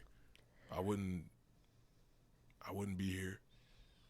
And it sucks to say that, but, like, there'd be no black people in the NFL. There'd be no black people in the NBA. There'd be no and when I say black, I'm talking about African Americans, but, like, black artists. You think about, like, there'd be no Marvin Gaye. There'd be no Jimi Hendrix. There'd be no, like, you look at, yes, things are terrible. The worst thing that happened in history, honestly, was, there was a child who was born to a virgin who lived a perfect life and lived the life we couldn't live and died the death we should have died. And there were followers of his, I'm sure, that were looking up at him hanging on that cross, bloody, like, I don't see how anything good can come of this. When in actuality, that was, like, that is the biggest example of God's love for us, using Jesus as a substitutionary sacrifice to die, to atone for our sins. And I know people, well, what's the deal with sin? I don't understand why sin is so bad. Can't God just forgive? And I'm like, I always tell people the same thing. Like, when you say that, you're not really taking into account like what sin is and what it does. Like if me and you went outside right now and there was a dude just murdering your car with a baseball bat, just beating it in, windows are broken, taillights are broken, and he sees you as you walking out and he's like, oh my God, I'm so sorry, I didn't know what I was doing, I realize it now, I apologize. And it would be like if I just looked at you like, yeah, just forgive him. Sin is infinitely worse than that, you know. So yeah, it goes back to thinking, like, and that's where words like faith and stuff come into play. But the reality is, if there is a God, there are things that you can't see, and just because of what you can see and what it looks like. Okay, another example. I make a joke of it now, but when I got kicked out of that engineering camp, my life was over at that point in time. Like, that's what I have been working toward, getting engineering scholarships. So what is this going to happen? Am I going to lose my scholarships? Are they going to let me back into camp next year? I mean, my parents even, it's over for you. Like, you need to, I really did think at that time that my life was over. And everything that happened, every noteworthy thing that's happened in my life has happened after that point in time when I thought my life was over. So I say that to say, just because things look a certain way or just because you interpret them a certain way doesn't always mean that that's the way that they are. But it comes back to like your view on God and how big and powerful is God. Yeah, of course. No, that makes a lot of sense. Heady stuff. Yeah, no, it's a lot. Dude, it's just I love talking about this stuff. It just, it makes you think a lot. People like you are honestly one of the reasons why I'm going to, because I used to be like you. Like, I know what it's like to have questions, and not only just have questions, but like to ask other people those questions and get either physically or verbally slapped. Like, you don't question. You don't, Right. But like, there's even Psalms in the Bible. Like, there are scriptures in the Bible with people, kill me, God, where are you? Like I just time and time again, and I don't know. Someone asked me this before, do you want a God worthy of worship or one that you can control?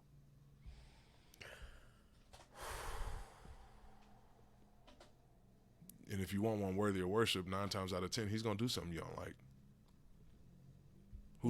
Who's wrong? Yeah. Fuck.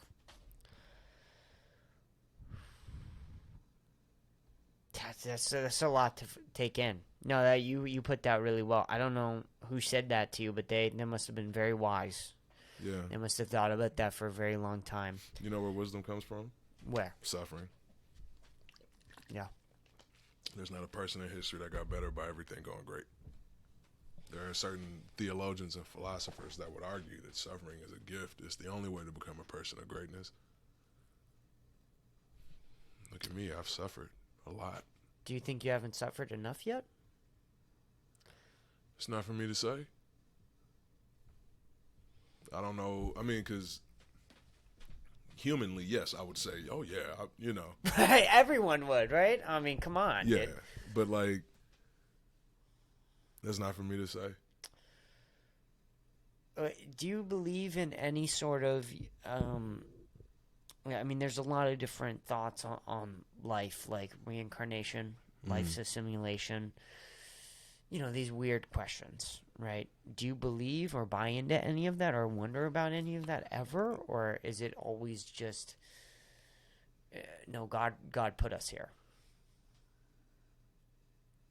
I believe that whatever you land on is going to be an act of faith. The same way I can't go pull God out of heaven and, prove his existence is the same way someone can't go and pull the plug out of the simulator to show us, Right. And I think more people need to understand that no matter what stance you take, no matter where you land, it's going to be an act of faith.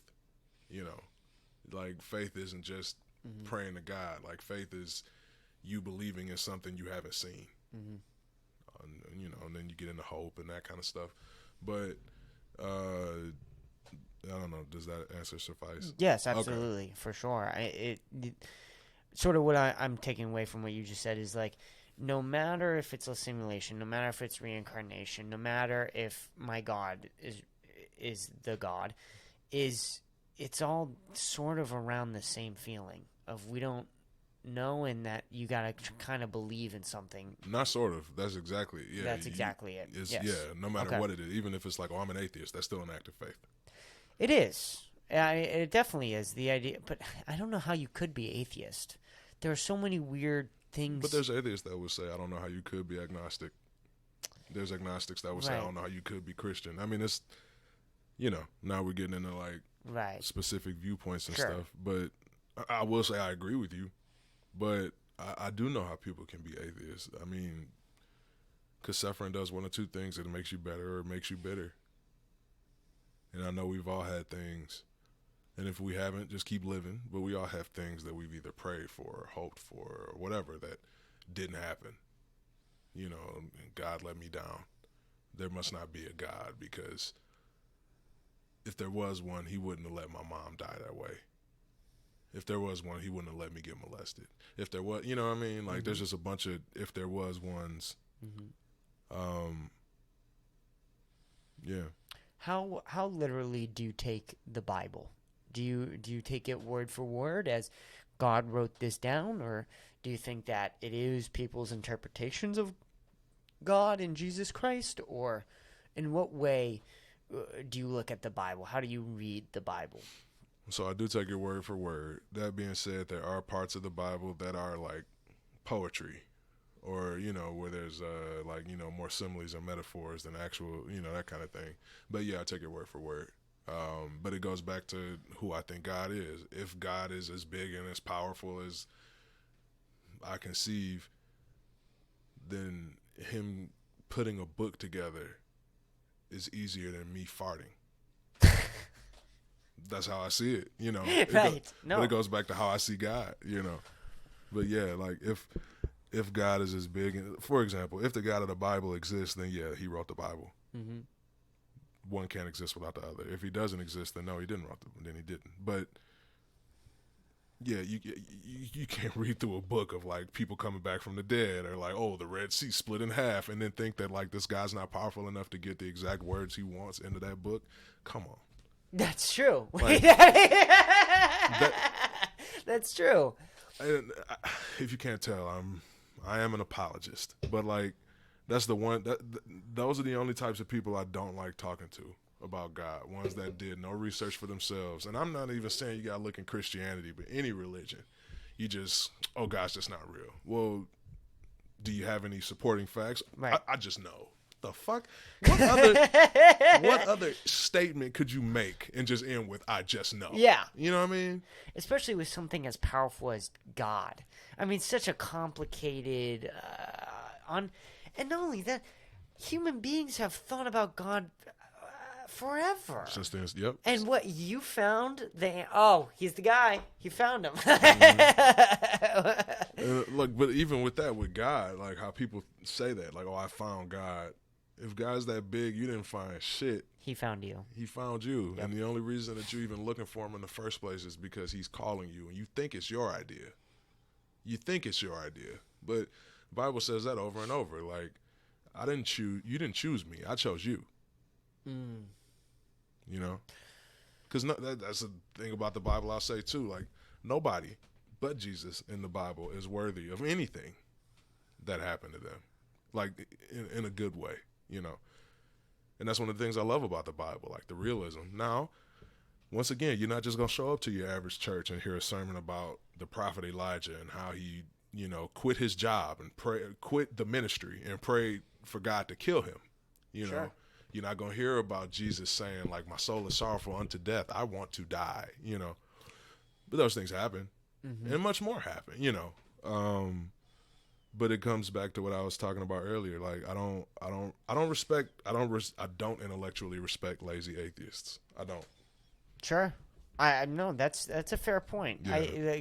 For all the reasons you just said, all of them. Have you heard any of the stories about Obviously, you know about Moses. Have you heard of the theory about the burning bush that certain campuses in Israel are discovering about some of the plants that were around during that time? That him seeing a burning bush would not have been out the ordinary? Well, I think campuses in Israel or colleges in Israel are discovering that there might have been some sort of hookah bush or some sort of bush that was rich with DMT, in that Moses saw God through smoking DMT, and he came down. If that was the only way to see God, I wouldn't be a Christian. I've never smoked DMT. You never smoked DMT. But I say that to say, like, even in the Bible, like, him seeing a burning bush was not the amazing thing, and that's why the Bible puts an emphasis on it. The bush was not consumed by the flames. That's the difference. So, on top of that, very deep theological stuff now. But even when you talk about Jesus, like, there's theologians that argue that, like, when the angel of the Lord is spoken of, like, there's an angel of, like, from the Lord, and then there is an angel of the Lord. Two different distinctions. And any time in the Bible the angel from the Lord shows up, it's like, you know, people bow down and, you know, try to worship this angel. And the angel's like, no, I'm a created being just like you. When the angel of the Lord shows up and people try to worship that angel, it's like, yes, worship me. So there are theologians that have argued that the angel that was in that bush that spoke to Moses was Jesus before being incarnated into a person. But, like, even with that, the burning bush, regardless of if there was DMT or whatever in the bush, it wasn't the fact that there was a bush. It wasn't the fact that there was a bush on fire because of the, you know, because of the climate. Sure. It was the fact that the bush was on fire and didn't burn. Sure. And then, two, you got to look at everything else that happened after that bush burned. If you're acknowledging that Moses exists and that the things that they said Moses did, he did, well, how did the Red Sea split? And how did all those plagues happen? And how, you know, but no, I'm not saying that if when he smoked DMT he didn't talk to God. I am saying that some people say that he had an hallucination. That some people are saying that yes, the 10 Commandments were just a hallucination. He imagined God and you know, whatever, blah blah blah. But what about all those? They don't even take into account all of those Jewish people that were there too, right? That saw all that same stuff. None of them said Moses crazy. You know what I mean? Like, right. Well, I've never done any other heavy psychedelic except marijuana, which is very light on the spectrum of psychedelics. But people who do psychedelics say they see entities and say that when they do these, they feel real.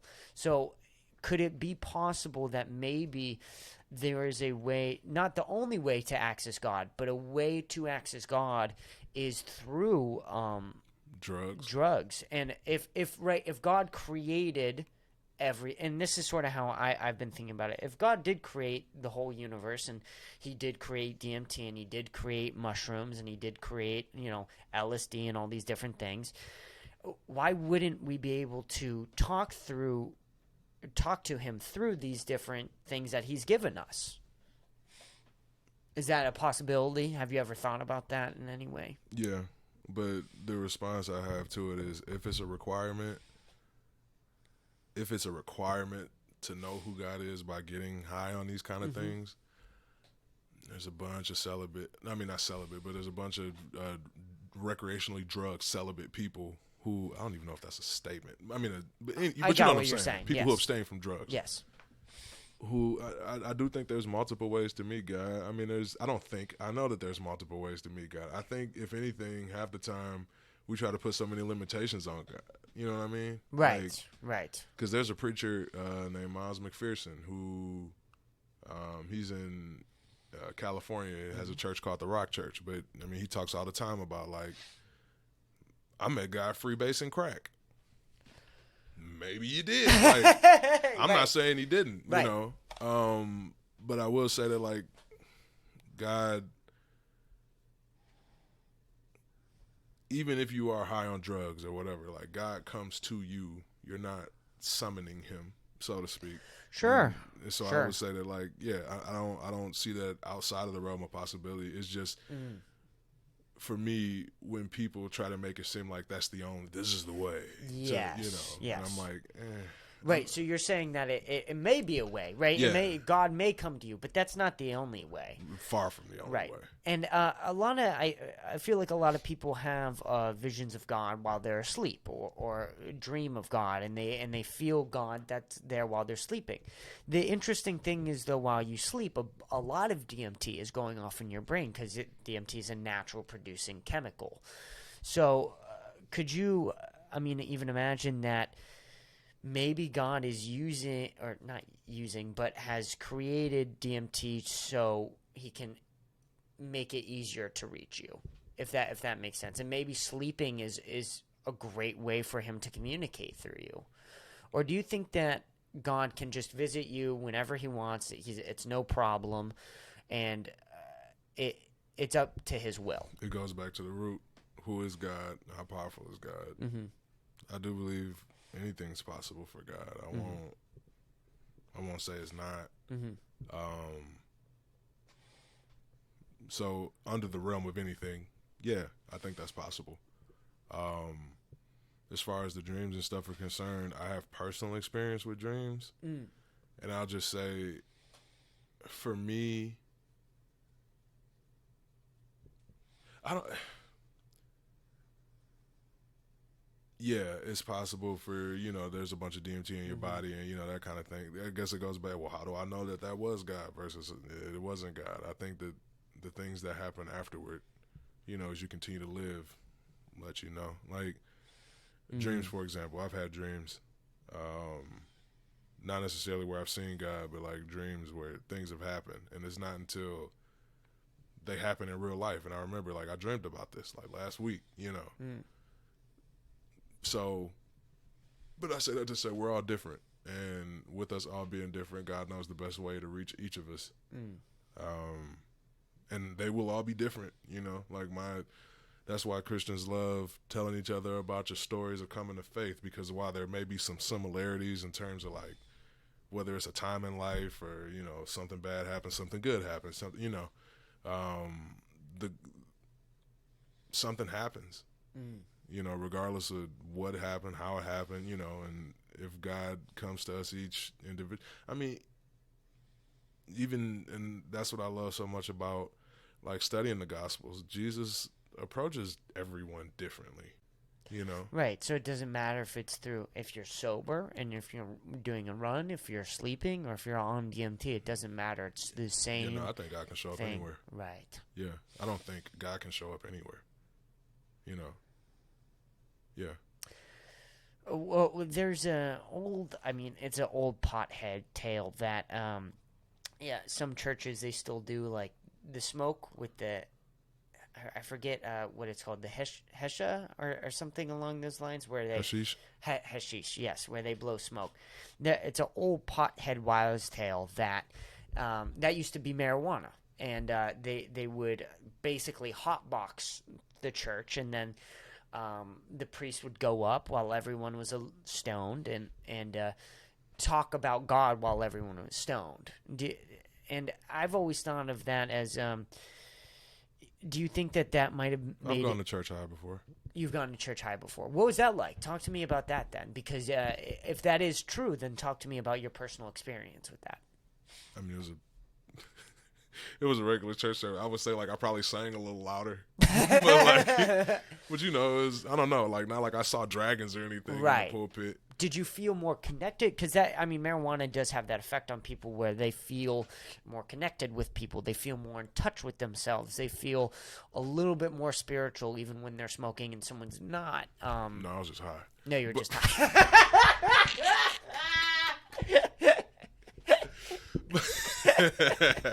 But yeah, no, I was just high. Like, I'll say this, as opposed to talking about, like, what's happening during church services versus what's not, because, like, even if that was happening, let's say that was happening in one church out of 1 million, and it still happens in churches today. Like, Rastafarians, they get high during service.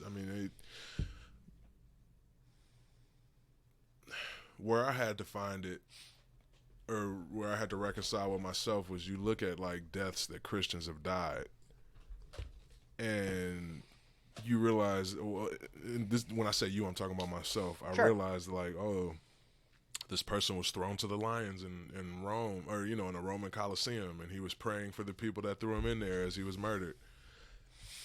So many people have died for this. Not only so many people have died, like, and all those people were sober when they died. Like, Right. you know what I mean? Yes, of course. So between that, and then also, like, I think people sleep on the fact that, like, okay, we'll just take the Gospels, Matthew, Mark, Luke, and John. Like, everyone, except for Jesus, obviously, who was mentioned in those Gospels, for the most part, was still alive. And even if you, like, read the Gospels, and people try to call them legends, or whatever, that kind of thing, they're not written like legends at all. Like, even if you look at Jesus before he was crucified, and they show him in the garden, like, sweating drops of blood and asking God if there's any other, like, scared and trembling, not just nervous, you know what I mean? Scared. Like Yes. like Afraid. fear, Yes. like, even when you look at and when you read about the cruise, oh yeah, and then so-and-so's daddy was called to help Jesus with the cross. Like, the reason these things were put in was not because, like, these are legends, but, like, go ask him. He was there, Simon was there, this person was there, that person was there. And for none of those people to come back and say, like, no, you're lying, that's got to count for something. Yes. Yeah. On top of going back to, like, I mean, so many people have died for this. So many people are dying for this. Not even have, like, I know in our country it's kind of like, built on Christianity, and Christians are kind of seen as like the bad guys in society. I get it. I get it. Like, just because people follow Jesus, I mean, just because people follow Jesus don't mean they're doing it right. Like, we're still humans. We still mess up. I mean, the Crusades happened. That was Christian ISIS. Like, people get, but I say that to say, like, if regardless of someone killing for it, you kill for anything. What are you going to die for? Like, the fact that people died for this, or the fact that people did not, like, come out and say, no, that didn't happen. You put my name in it, Right. From a cultural standpoint, and just from a history standpoint, like, I think we need to take those things into more consideration too. Going back to, I have to ask you this. Priests, right? I mean, you're talking about Christians are looked at as the bad guy. Why is that such a common occurrence with priests, where they take advantage of, would you say God's power, God's word? What would you? There's a bunch of, history is riddled with people using religion to rise to power and Yes. taking advantage of that power. So you got humans being humans. I think the messed up part is when you come into, I know you touch these little boys, but we're going to try to keep this on. We're going to move you to this parish over Right. here. Like, but once again, it's still humans being humans. Mm-hmm. But there are also, like, theological issues I have with the Catholic Church in general. You don't say. Well, we already talked about the whole praying to Mary thing. Right. But just, the reality is, we're humans. People make mistakes. People mess up. And what I mean by that is, like, putting priests in that situation to where, like putting them in a position to be deities in the first place. Like, no, this is still a human being. I think somewhere along the line we just forgot that. Like, this is still a person, regardless, called by God and all these other kind of things. It's still Sure. a person. Like, Samson was called by God too. So you think that it might be a mistake to look at them as sort of a part of God's word, rather than just looking them as a human being who They're is created called beings. by God? Yeah, they're created beings. Like, we're all created beings. I mean, David from the Old Testament, called by God, man after God's own heart. One day he's bored, sees a woman bathing on the roof, sleeps with her, gets her pregnant, has her husband killed. Like, and this is David, Right. And I didn't know this story. Oh, yeah, Bathsheba, David and Bathsheba. Yeah, I've heard of this, but I didn't know it went down like that. He was in the castle, saw Bathsheba bathing, and they had sex. She turns out she was pregnant. Her husband was actually one of David's like most loyal followers, like one of his most loyal men. He was Wow. Uriah was his name. David invited him back home. Bring Uriah back home, and he told Uriah, "You've been working hard. You guys are fighting. Go home and sleep with your wife tonight." Trying to cover it up. Uriah was like, "Nah, like I can't sleep in my house while my men are still on the front line." Like Uriah was, too good of a person. Yes. To the point that when David realized he wasn't gonna get Uriah to, like, even when he told Uriah to go home and sleep with his wife, Uriah didn't even sleep in the house. He slept in the front lawn because he knew, or slept outside the house because he knew his men were still fighting. The thing that got him killed was David sent Uriah with a letter to the general saying, like, put this man at the front, and then as soon as everyone starts attacking, y'all retreat. It was in a letter. Uriah was such a good person. Uriah had his death certificate in his hand and never opened it and read it. But David killed, Fuck. Okay. Wow. yeah. And this is King David, like the man after God's own heart. But that's why I say I love the realism of the Bible, because without those kind of stories, you would just think David was some demigod, you know. So you think that? Do you think that you should question God? Do you think that you should ask questions about the Bible? Because there's a difference between questioning God and asking questions about the Bible. But no, I know what you're saying though. Yeah, I think I think that more people should acknowledge their questions. Because even the fact you grew up in the church and don't know that story, right? But I think that people need to acknowledge their questions. I don't. Curiosity is a sign of intelligence, not rebellion. Yeah, it is. Curiosity is a sign. And in fact, the only people who get annoyed with curious people, 9 times out of 10, either don't know what they're talking about or are trying to do some slick shit anyway.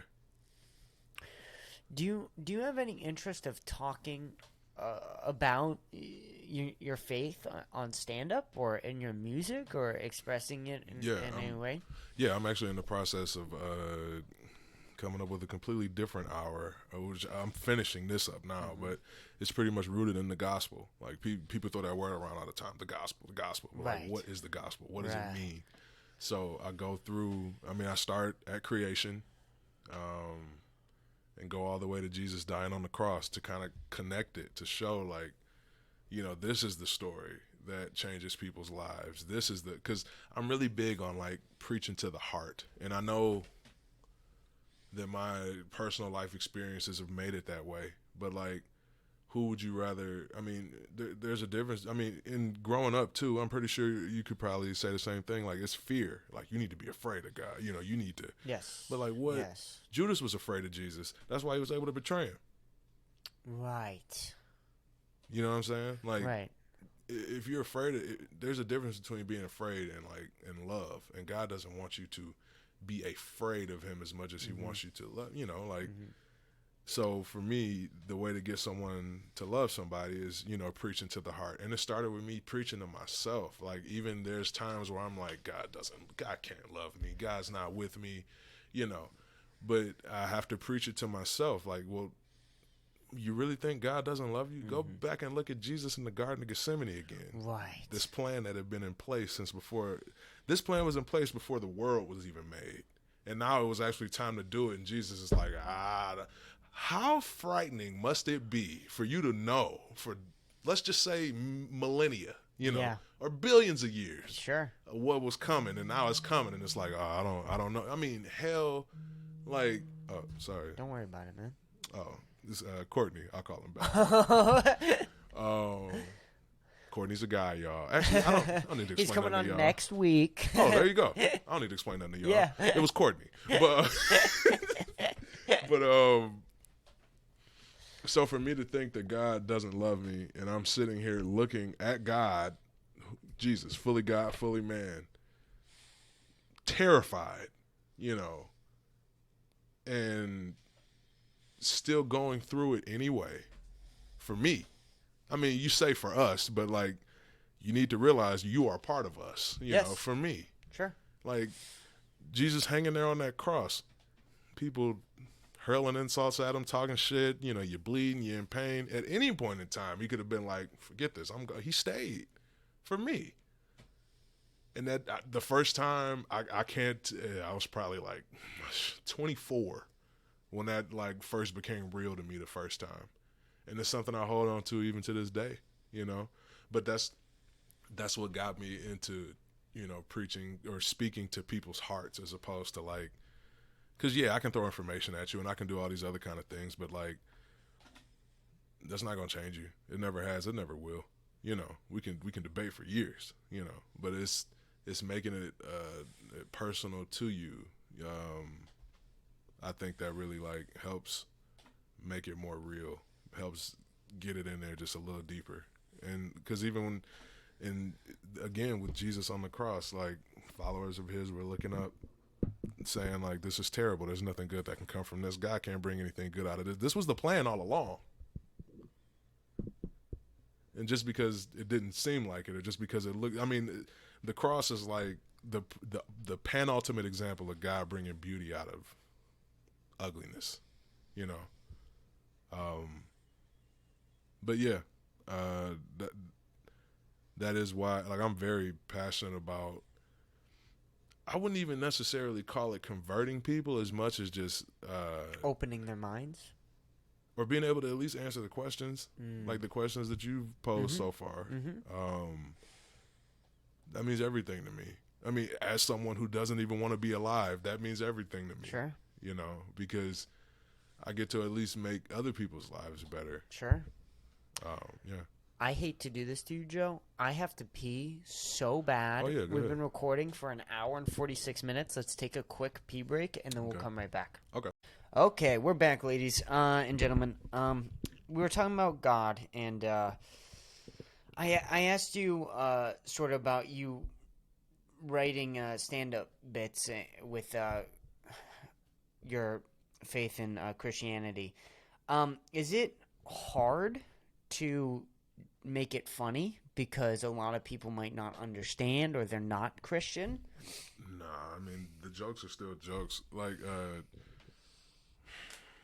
example, King David, and this is just an observation, but like, there was a time where the reigning king Saul wanted to kill David, told David, "Hey, I'll let you marry my daughter if you bring me back 100 Philistine foreskins." Immediately I started thinking, like, what do you need foreskins for? You know? But the more I thought about it, I'm like, oh, well, you can cut off someone's ear, you can cut off their nose, you can cut off a finger, and they still be alive, and they turn and run away. No live person is letting you slice off a foreskin. You know what I mean? Right. Okay, so that makes sense. But then the next question is like, well, Saul asked David for 100.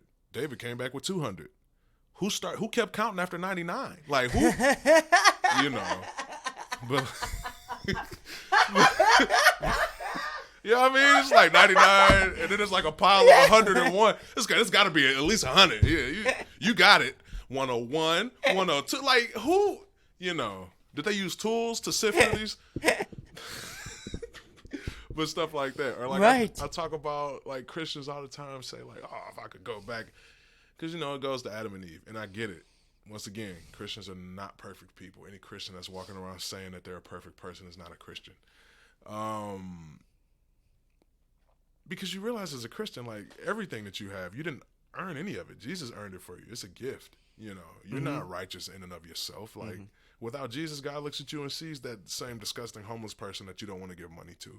You know, we're all the same on that level. But people are always like, oh, if I go back in time, I'd slap the shalom out of Adam for, you know, how did he let Satan trick him like that? And I'm like, people think that Satan is like this big, you know, muscular, manly looking, you know, red horned figure, kind of like your mother-in-law. But but I'm like, Satan wasn't like that. Like, Satan was one of the most beautiful things God ever created. Like, that's biblical, you know, like, so stuff like that. But, you know, going from the Garden of Eden, showing, like, you know, where sin came from, everything that led to it, and up to the redemption that Jesus purchased for us. But I look at writing jokes the same way preachers look at writing sermons. Like, I'm not just up there to make you laugh. Like, the laughter is supposed to open you up to information I'm trying to give. Yes. And the key to both of those, or should I say the flame that's gonna, ignite that, is my vulnerability. Yeah. Which is why I always tell people when they're trying to be vulnerable too, like, it's a rule that I live by. Never have I ever walked up to a person with an open wound and said, "Look at this," and they start laughing. Everybody wants to hear the funny story about how you got that scar. Oh. Yeah, you share your scars. You don't walk up there with open lacerations and say, right. But yeah, so I write the gospel jokes the same way I write the football jokes. I don't write football jokes for football fans. I write them because I know most of the people listening, especially as I continue to grow, they don't even know what football is. Like one day I want to be doing jokes in Europe. They don't give a damn about fourth and goal. Right. But I write the God material the same way. Like, I want it to be accessible to anybody. I don't know how else to explain this. Especially after being a comedian, obviously there's a lot of hurting comedians. There's a lot of hurting people doing comedy. A lot of people who are mad at God doing comedy. And I would like to be, if nothing else, a refreshing change of pace for those people. You know what I mean? Yes, absolutely. I know exactly what you mean, where you kind of want to come off as grateful. Not even necessarily coming off as grateful as much as like I said before, like answering the questions that you had. I don't know many preachers that would sit here and try to answer the questions that you had. You know what I mean? Right. No. Well, I don't think there'd be a lot of preachers who would be opening to having, the whole psychedelic conversation. I know that. I know preachers who wouldn't necessarily even want to acknowledge that. Rather, you go, well, who knows, right? Sort of type philosophy, right? Well, because in my mind, if I'm just sitting here not acknowledging anything that you bring to the table, why should you acknowledge anything I bring to the table? Yeah, no, exactly. But that's why I'm into apologetics, because, and I know this may sound weird, but like when I was around your age, I was a lot like you. Like, I'm like, I don't know if there's a God for real. Like, like I don't know outside of what I've been told as a child. Right. So I get it. And going back to like, maybe that was somehow tied into one of the things that I suffered through, was I was able to, now I'm able to understand and not just talk to you, but like relate to you. And, yes, there's something special in that, but it wouldn't have happened without me suffering. Do you take a lot from Sam Kinison? Do you like Sam Kinison a lot? Because do you know Sam Kinison used to be a preacher? Who is Sam Kinison? You don't know who Sam Kinison is? Oh, he's a very, very famous comedian from the 1980s. Okay. He had the big joke where it was about... I'm writing the name down. Yeah, Sam Kinison. He had a big joke about necrophiliacs where it went something like you said, you finally die, and then you're supposed to enjoy, death after life, but then someone comes along and starts fucking you in the ass even after. But see, for me, like, and this is why I don't want a funeral. Like, when my soul is gone from my body, I'm gone. And what do you want then after you go? Do you want anything? You don't want anything. Yeah, funerals are sad, man. What do you want people to do with your body then? Put it somewhere where it won't, just bury it. I don't want a coffin. I feel like that's a waste of money. I don't want a cat. Like, I'm gonna my body's gonna decompose like all the other millions of bodies before mine. But honestly, more than anything, and this is something it's hard for people to accept. Like, when they're gone, they're gone. They're not coming back. They're not looking down on you. They're gone. Like, if anyone in heaven is able to look down on someone that's on earth right now, it wouldn't be heaven. Because we're all doing things that would embarrass or bring grief or shame to the people who are looking down on us from that place.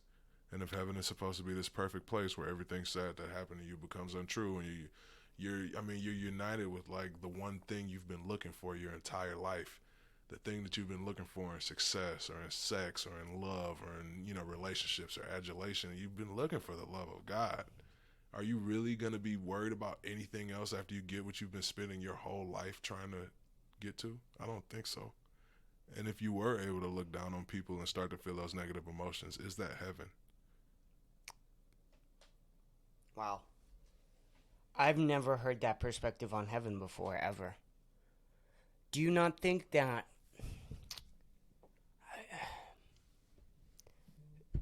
Would you not want to... Wow, jeez. Wow, that was... that was a lot. Do you not think that... I mean... It's like, bro, why did I invite this dude? No. This is just... I've never had this deep of a podcast before. I really have not. I've never dived into religion and God and heaven this much in a podcast. I'm not saying I don't love it. I really do. This is very interesting for me. But I suppose my question would be, do you not think that, let's say you're a husband and then you die, would you not want to check in on your wife? Would you not want to see how she's doing, I suppose? Well, I feel like I would if I was gone. I feel like if I was married, I would still want to check in on... So you're saying God wouldn't be enough? Because according to Christian theology anyway, there is no marriage in heaven anyway. Because that love you've been looking for with your wife is really love you've been looking for from God. Like it goes back to what I say about what you build your life on. Like if God is the ultimate love of your life and everything else is below it, if you have the ultimate thing, what else are you looking for? And that's not, I know on this side of heaven it sounds rude, but I don't want a wife that loves me more than God. She's setting herself up for a loss because what's she going to do when I die? You know, like, right. And you think about anything that you love more than God, anything that you put above God. I said it, and I can speak to it in my own life. You will crush it, or it will crush you. It goes back to like, you know, having disordered loves and that kind of thing. But in reality, nothing, not even your wife, whoever, like nothing is going to satisfy. Nothing's going to fill that God-sized hole in your heart other than God. And once it gets filled, hey, I can't wait for it to get here. But at the same time, like, I don't know. You ever been at a party and, you know, you having a great time and for whatever reason, you're like, oh, I wonder what my ex is doing. No. Yeah. You haven't. And you never will, you know. Unless it's a bad party. Unless it's a bad party. Right. And in that case, it ain't happening. But yeah, like, right. I mean, you think about that. Like, you're showing up to perfection, the same perfection that we've all been chasing our whole lives. Once again, I think certain, the size or the gravity of certain things is just too small to us as humans. What do you think heaven is exactly? Do you think it's, you know, the stereotypical everything's white, everyone's dressed in white, and it is just sort of like a party and everyone is satisfied all the time? Or do you think it's something much more complicated than that? I think it's the Garden of Eden that we got kicked out of all those generations ago. I think that's what it is. Mm-hmm. I mean, even in the Bible. Explain what the Garden of Eden is to people who don't know. Just a perfect place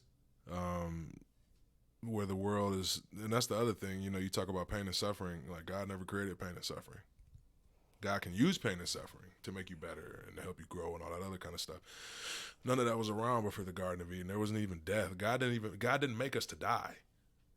People don't know that. You know, I don't know why people would know that. I'd find, but all like that. That's why the Garden of Eden is such a big deal, because everything was perfect. There was no pain. There was no aging. There was no sickness. There was no sadness. There were no betrayals. There was none of that. Like to the point we were so like in such bliss we didn't even know we were naked. You know, right? Sin comes around, changes everything. That's where the pain comes from. That's where every bad thing that happens to you, around you, inside of you, outside of you, can be traced back to sin, some type of sin. The world wasn't made to be that way. So I see heaven as a perfect world, for lack of a, but like even in the book of Revelation, when it talks about like, you know, the end of the world and like, you know, heaven and that, like it says, heaven comes down Like, we don't go up to heaven. Heaven comes down, as in there is a new heaven and a new earth. It's what God originally made back in the Garden of Eden. I feel like we all get to experience that perfection. Even when you talk about, like, you know, God, who eternally exists in three persons, the Father, the Son, the Holy Spirit, I think people think that, like, you know, out of those three people or those three persons that, you know, two of them are worshiping the other one. But in actuality, they're all dancing around each other. Mm-hmm. And that's what sin is. It's you trying to make things revolve around you as opposed to you being in that dance with God, the Father, the Son, and the Holy Spirit. So that's what I see heaven as. Like, I feel like the best way I can explain it, heaven would be like if I'm a fish that's in a fish tank all my life, and then one day someone drops me in the ocean I was born in. Oh. Yeah. Like, heaven was what we were always made for. Oh, I like the way you put things, man. Thank you. I really do. I know that you were talking about you want to be the Rock or talk like him and sound like him. I just meant I was talking about when I was a kid, just being a slick talking person that believed in themselves. You talk very eloquently. I mean, you put things in ways where it's hard to argue with. I know I like it. But I'm saying it's funny that you say that because, like, I've been in a bunch of arguments. Like, I ain't just come out like this. Like, right. This is the byproduct of a lot of, you know. Yeah. But yeah. Of course. But I haven't seen it either, and that's what I want to be.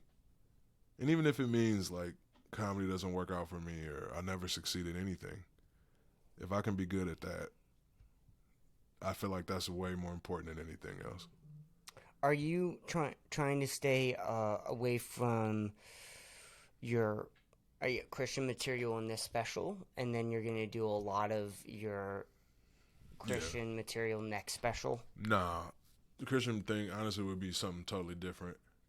It would be like Ari Shafir's Jew.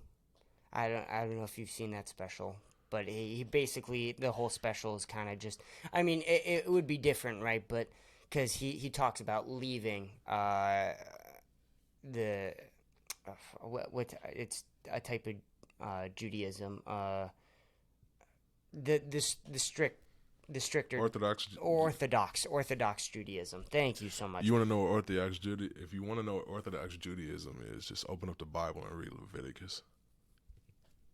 Is that what it is? Those are all the rules. Oh, really? Mm-hmm. I didn't know that. It's a lot of rules. But would it sort of be like that? Would the whole special kind of revolve around your spiritual journey to, I don't know, becoming a Christian or just doing Christian jokes? Nah, I would look at it more like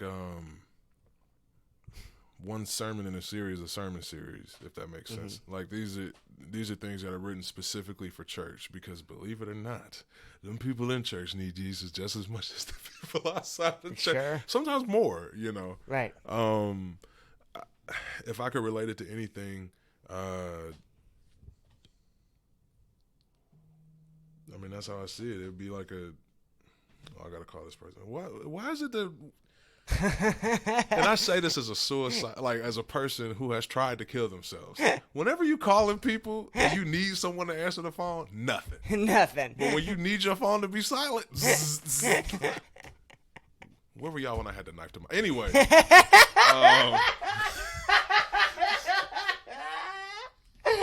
Let's see, that would be more mental health related. Sure, yeah. But yeah, like, this would be something that's, like, written for the church. Obviously, I don't know where it'll catch on or anything like that, but it's written specifically for the church because it was written clearly by me, but as a response to, like, seeing Christian comedians and, like, they don't talk about anything. They talk about, like, things that happen in church, but you have to have gone to their church or, you know, be in their circle to get it. Right.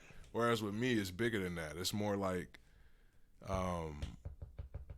this first one, I would consider it like the foundation of Christian doctrine, of Christian theology, and then going from there. Like, pretty much, I mean, kind of like this conversation that we're having, but so I would look at it differently than like regular comedy that I do, not just because I'm not cussing, if that makes sense. Yeah, for sure. But yeah, What there's a lot, like, going back to people outside of church need God. There's a lot of people who aren't religious nowadays, and you can kind of see that they're filling it with other things. like sports and politics. Sports and politics. Yeah, I mean, so many different things, right? Movies, drugs, sex, all these different things. What do you think? Do you think people need God? Is that the answer, or would you say that maybe there's another way to fill that spirituality? Because I think every human being needs faith. They need spiritual, no matter what that is, right? Like, going back to, it could be reincarnation. They might need to believe in the Matrix, or whatever it may be, Judaism. If there's a God that created you, everything that you do that's outside of that God is trying to replace it. Yeah. So that's the answer. That's the answer. In your opinion. Yeah. Like, that's like if you took it, once again, I know I keep going back to fish. You took a fish out the ocean, and the fish is like drinking people's sweat, or it's, you know, trying to lick the dew off of it. It's looking for the water that it came from. And there is not going to be enough sweat, enough money, enough accomplishment, enough love, any of that, to replace that God-sized hole in your heart. Sure. But that's scary. You know, you get into like existential thoughts, and like these are like real concepts that have real ramifications over how you spend the rest of your life, and you know what's important to you and that kind of thing. But that doesn't mean that it's not necessary. So any human that's breathing oxygen that a God created needs God. Now, you seem so spiritual. You seem positive. You said multiple times that you're apologetic. Why do you think that you're so down on yourself? Why do you think that you struggle with depression so much? Why can't you do therapist? You know, you're, in my eyes, if I was you, I would consider myself successful. I would love to be in your shoes. And I know that, you know, again, it's so easy to say looking in on the outside, right? Like you said, you don't know what my brain is like every day. You know, you wouldn't want to be in my shoes if you had my brain. Or things I've been through. I mean, I started getting molested at 3. Like, and there's a lot of stuff, you know, we don't have enough time, you know. Right. But your question is, what's the question? Why are you? You're so spiritual. Oh, why do I feel the way I do about myself? Yes. Especially with all this knowledge you have. I mean, you seem... Ignorance is bliss, so automatically, the more intelligent or knowledge or whatever you want to call it that you have, the sadder you're going to be. There's a man named Paul in the New Testament who I relate to a lot in terms of like how he felt about himself and that kind of thing. As bad as I feel about myself and these kind of things, I would say that, like, you know, the suicide attempts stopping is a direct result of me answering some of those questions and like trying to find a purpose or find out what my purpose is, you know. But part of me just wants to say I just think that's who I am. And in a way, I don't know how to explain it, but in a way, I think it makes the things that I say that much more real, specifically about God. Here's a dude that doesn't want to live, who hates himself, who is 100% like me being vulnerable to you. I'm afraid of waking up tomorrow. I'm always afraid of waking up tomorrow. I hate going to bed. But to know how I feel about myself, about my life, about the things that I've done, but hear like the enthusiasm, the joy, that I have when I speak on God or, things like that. I think it speaks to people in a way that me being a happy preacher, or not preacher, but a happy person saying the same things never could. I don't think it would hit as hard. I don't think it would hit the same. Nobody wants to hear from someone who hasn't suffered, especially when they're suffering. I know that from experience.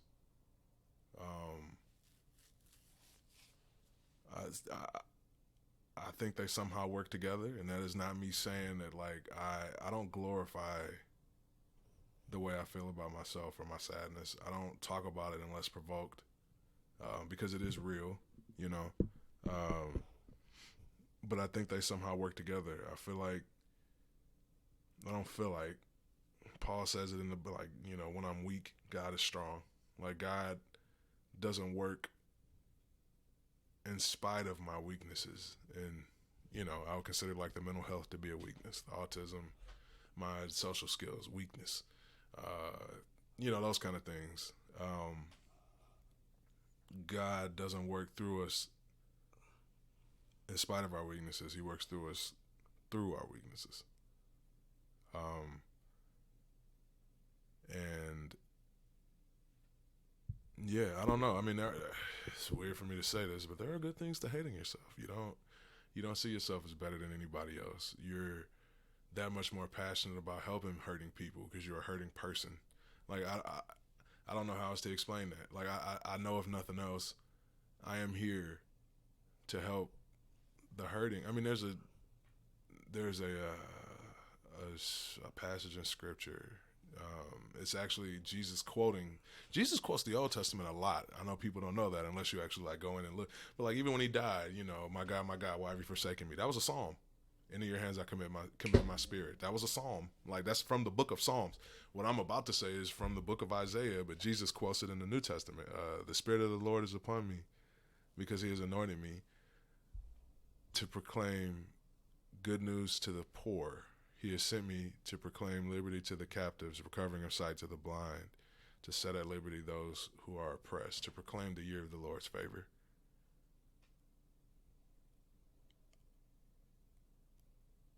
I don't know why the bad things that have happened to me, along with the biological things that have happened, they've obviously gotten me to this point.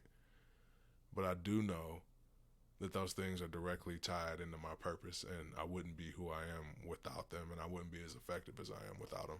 Do you see anything that you do as proud? Are you proud of anything you do? Yeah, it makes, I know laughs feel good and all that, but, like, even just to see the shift in your mindset over this short conversation about just certain things that I feel like you had in your mind, like, I got that lock, stock, and barrel, Mm-hmm. It makes me very happy. It does. Like, I don't know. I don't think there's anything that makes me happier than, like, talking to people, because I can almost feel, like, the wounds healing, like your wounds. You know what I mean? Mm-hmm. And that does something for me that I don't even think being happy and everything going great in my life would even feel better than. Like, it takes a hurting person to know what it feels like to be a hurting person, and but also to, feel that comfort with knowing that you help somebody, Yeah. Well, I mean, it makes sense for what you do, man. You're a comic, and you've played in the NFL, which entertains so many people who I know people who use football to escape their lives. Mm-hmm. They get involved with football so they can get through their week.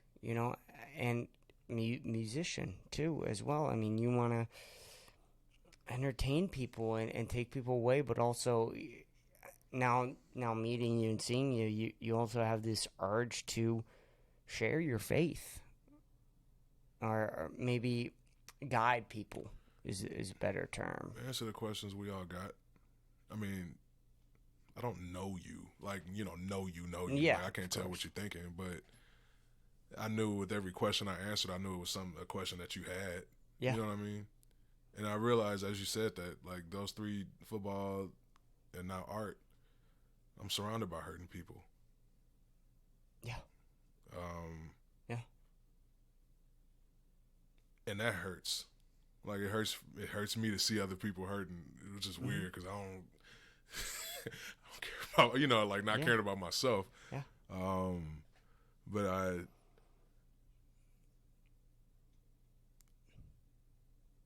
I just want to help, I guess, and that's what feels good, feeling like I help. I guess I relate a lot to like Mr. Rogers.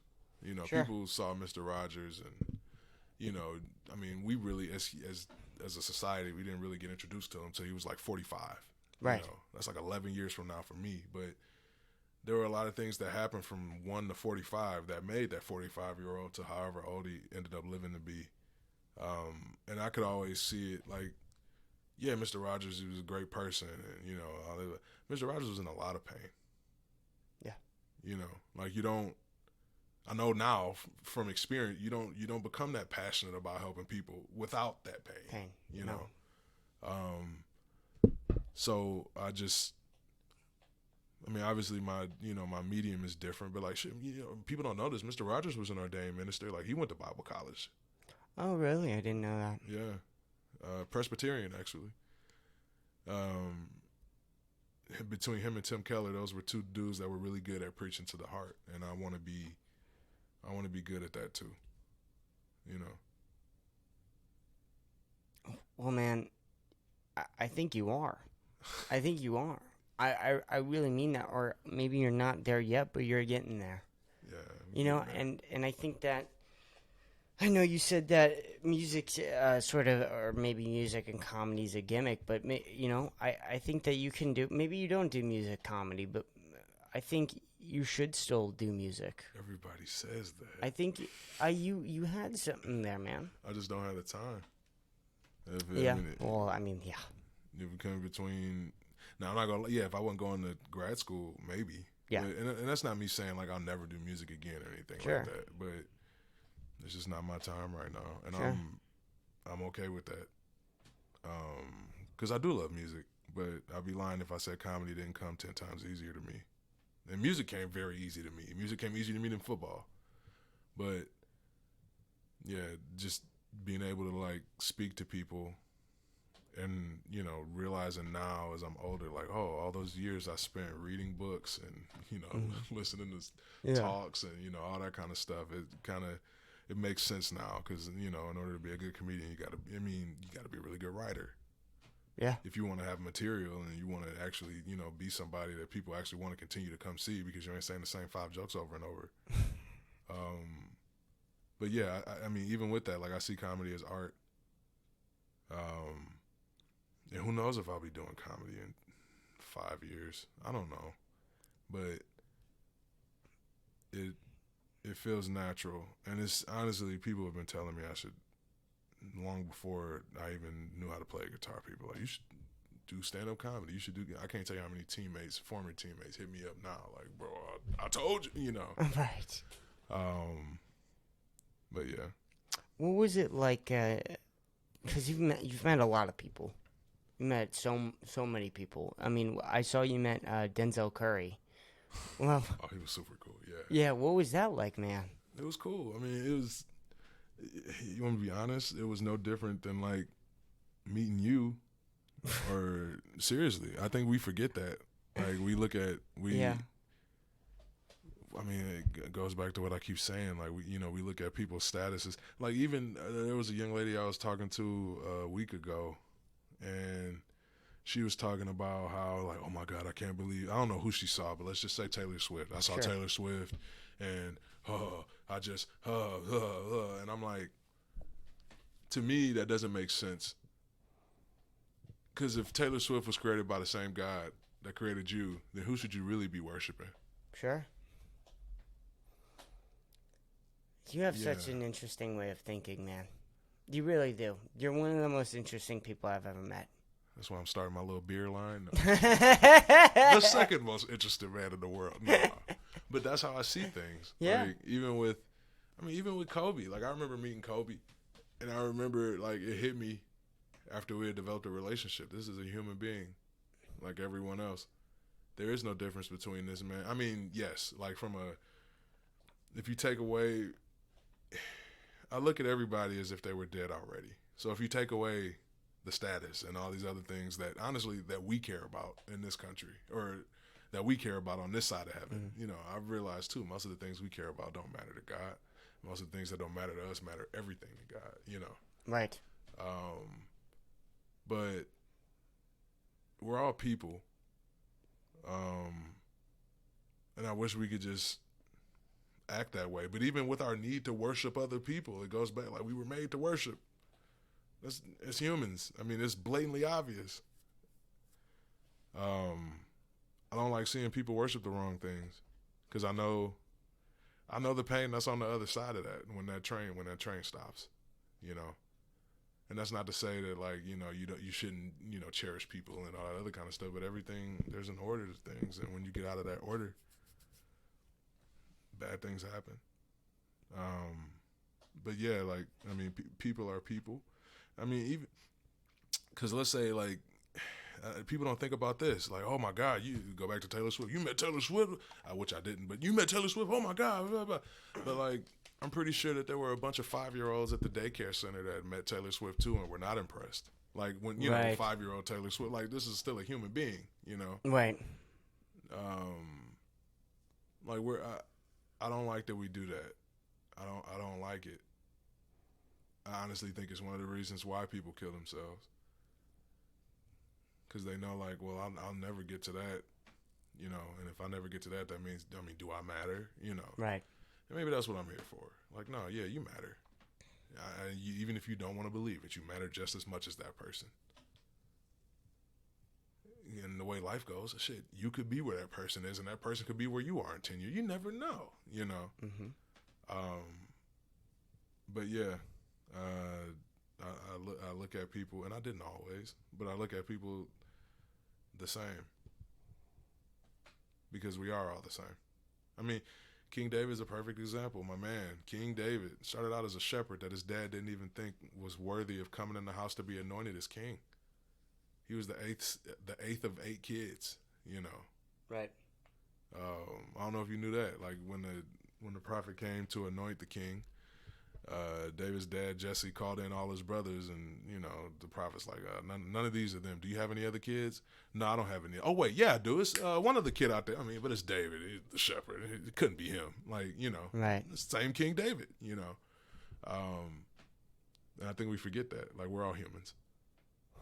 Even especially as comedians, oh my God, it's you realize like that same person that it's when they were your age, they were saying that about somebody else, and whoever they were saying it about was saying it about somebody when they were their age. Like it's a cycle. Why don't we focus on things that matter outside of that predictable cycle? Because like I said, one day we'll all die, and someone will say all of our names for the last time. So knowing that, and that's not a hypothesis, that is a fact, Right. No. I mean, what really matters and what's really important and what should you really be looking for, Do you care at all if you die where you are right now, or if you're a household name? Does that not affect you at all? You saying like no? No. Like even when I think about like why I want to be a world touring comedian and why because I want to have enough stage time to be able to continue to work out all the new stuff that I like. It has nothing to do with the fame. The fame. Like for me, I'm much more interested in like, and this came from Kobe, directly from Kobe, but I'm much more interested in building a community. Because what does it matter? I mean, what does it matter if I succeed if all of my other friends are struggling and talented people that I know I can't help? What's the point? Because, and I can say this from experience. I mean, being the only successful person in your group is very lonely. It is incredibly lonely. and you feel unfulfilled, and you're not helping anybody. Just all these things on top of it. So like for me, but that's why I want to get to where I can get in comedy. I got friends that I want to put on. I got things I want to say. I got doors that I know won't open unless I have, those pre-qualifications and that kind of thing. But as far as like, money and no, fame, no. I want to be able to continue to, develop my art and get better at that and also help people,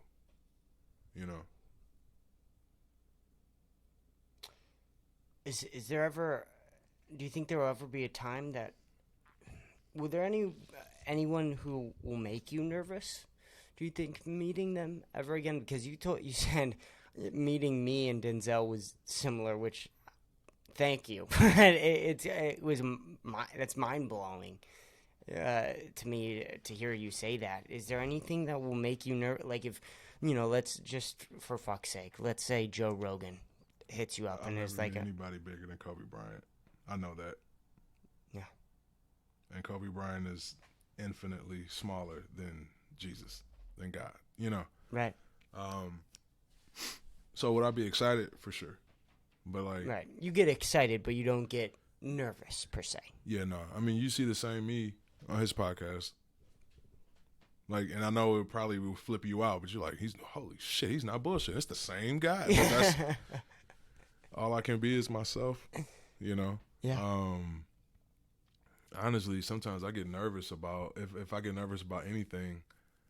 Like you just said, Joe Rogan. Like I'm not nervous about meeting Joe Rogan as much as I'm nervous about having to like punch one of his fans in the face. But you know what I mean? Yeah. Like, yeah.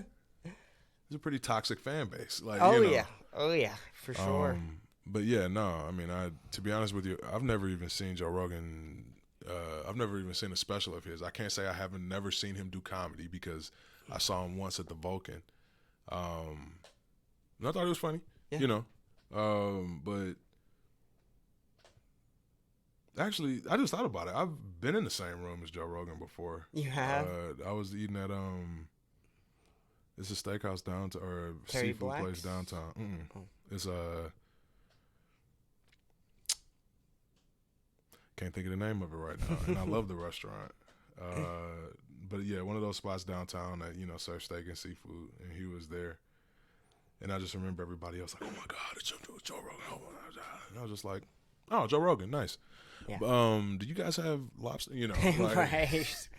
But I do think it takes a lot of thought to get there. I'm not gonna say it doesn't, because 10 years ago, it would have been a different story. Sure. But yeah, yeah, no. Do you have any goals in comedy? Is there anything you feel like you want to accomplish within comedy? I want to be funny, consistently funny. I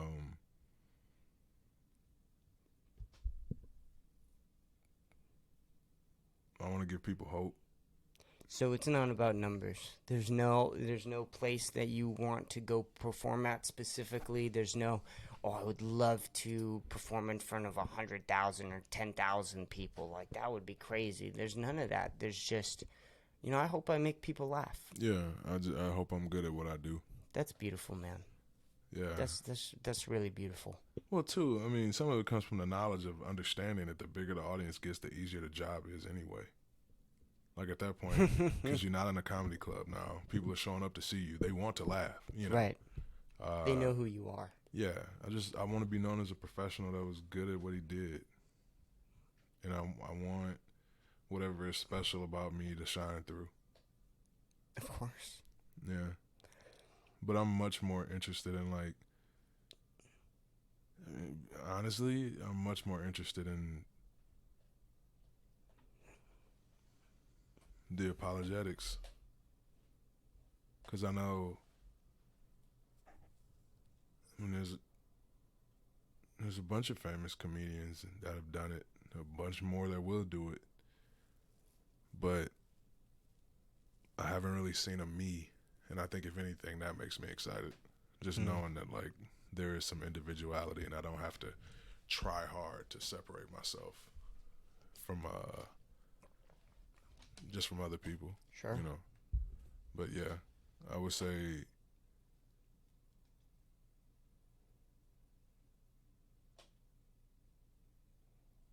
even being able to just communicate the couple of concepts that I was trying to communicate to you,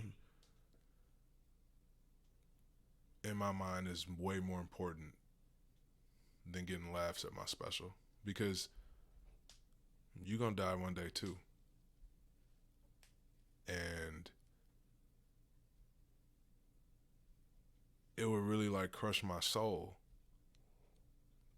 to see you on the other side of this life and hear you say to me, you never told me.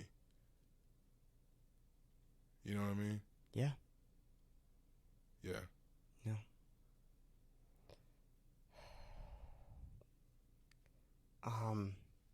What did you like? I know you went on. I forget who it was. The person who hosts This Is Happening Now. Oh, Roy Jr. Yeah, Roy Jr. You were on his show. Mm-hmm. Yeah, how was that like? That It was great. And- I mean, he's a hero of mine. I've been following him since college. It was fantastic. and I saw. I mean, you got really deep with him too. And I Oh, it's just who I mean, you'll realize it, but Right. like that's just who I am. of course, Yeah, of course, because there's enough people with the manufactured, yeah, of course. But, I mean, that's in front of a live audience, right? Mm-hmm. You being that vulnerable in front of a live audience takes an insane amount of courage and takes insane strength. And maybe you might not think that, but to the average human, it does. Mm-hmm. Yeah, I mean, it's just impressive to see you be able to go up and do that. And, props to him for allowing you, to be you. Yeah, it's weird. I always get the same response, like from him, from you, from anybody I've ever like sat down and talked to. It's like, especially like if it's one of those online podcasts. I'm like, all right, y'all. Joe, don't, they'll send a message or something. Don't hang Right. up yet. All right, y'all. Thank you so much. We'll talk to Joe a little later. Bro, that was one of the best fucking. Like Right. I don't. It's just weird though, because every time people say it, like my first thought before I hear that is like, oh, this interview went terrible. This person's gonna be like, bro, what the hell, It's so good. This is so good. But yeah, like I don't know, man. I want to be like, I want to be like Jesus.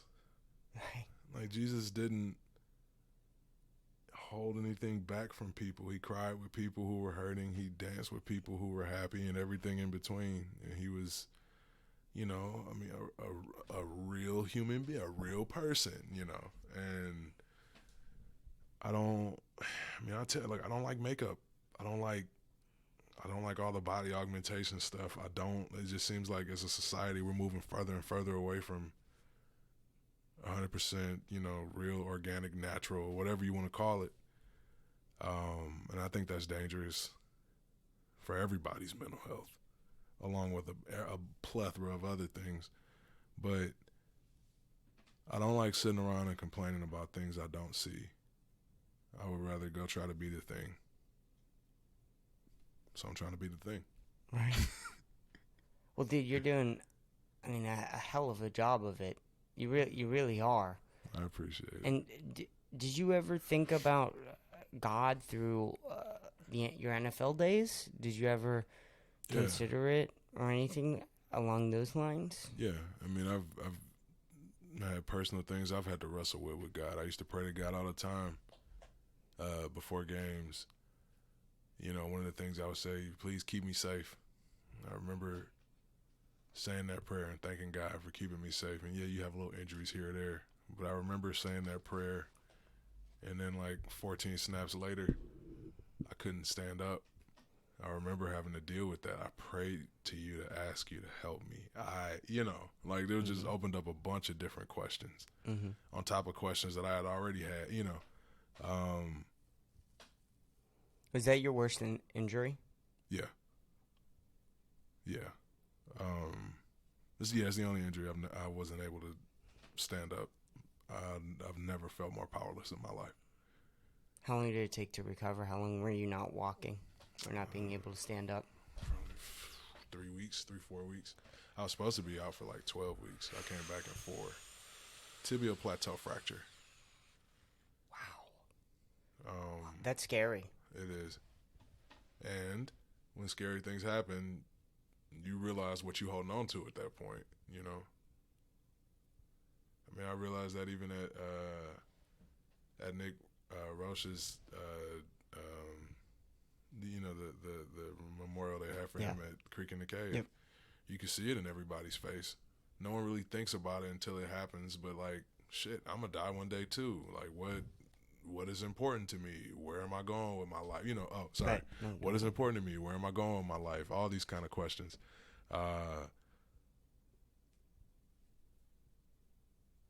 Yeah. So, yeah, I thought about God then, and I would say, like, I probably did the most, like, learning about God during my NFL career. It went from, is there a God? Is God real? To getting into apologetics and answering, like I said, answering the questions for myself. Right. Yeah. But yeah, I realized even in the NFL, even when things go well, when things don't go well, I'm not gonna sit here and say I don't get tempted to be like, is God there? Is God really real? Right. I'm walking away. I always remind myself though, like no matter how bad things are at this point, this is not the rest of my life. Number one. Number two, if God is real, I'd rather be going through a shitstorm with God than having great success without God. Right. What do you do? I'm kind of changing topics here, but what do you do just in your free time? What does your day-to-day look like, man? Wake up, try to pray, do some type of like devotional Bible study. I try to just to help center my mind. Like, well, shit, we're gonna be here anyway. Let's looks like I'm awake again. Let me see what the Bible says today. Right. Nah, like I usually do some type of either God-related reading or just cracking open the Bible, doing Bible study. Sometimes it's an amalgamation of both. I mean, a combination of both. Then I'll take my pre-workout, go work out, come home. I play 2K. Or some type of video. Right now it's 2K. Sure.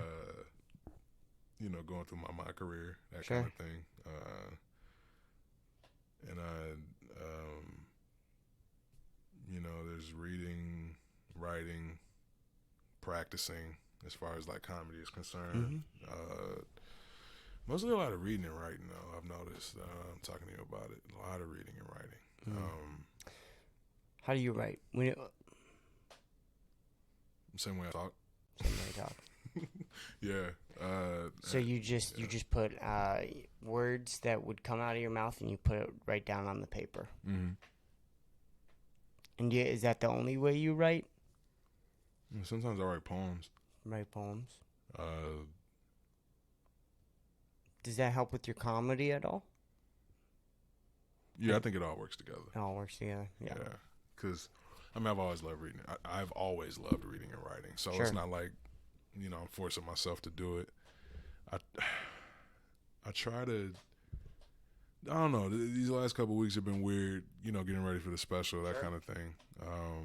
But normally I would try to get out the house at least once a week. Sure.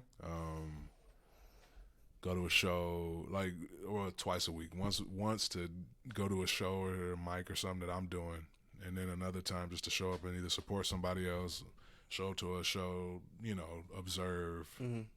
whatever. And usually when the sun goes down,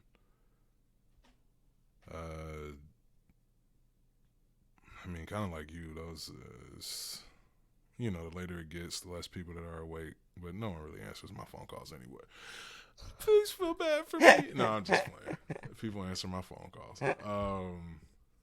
But yeah, these theological conversations that I'm having with you, I usually have for at least an hour a night with myself. And they're not always like me trying to prove God's existence either. Just me thinking about certain things. Like, like what I said about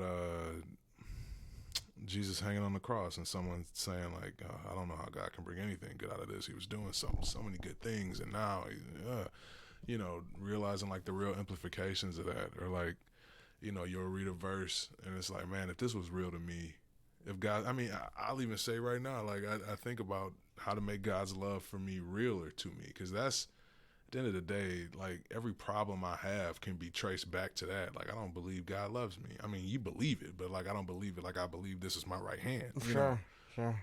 I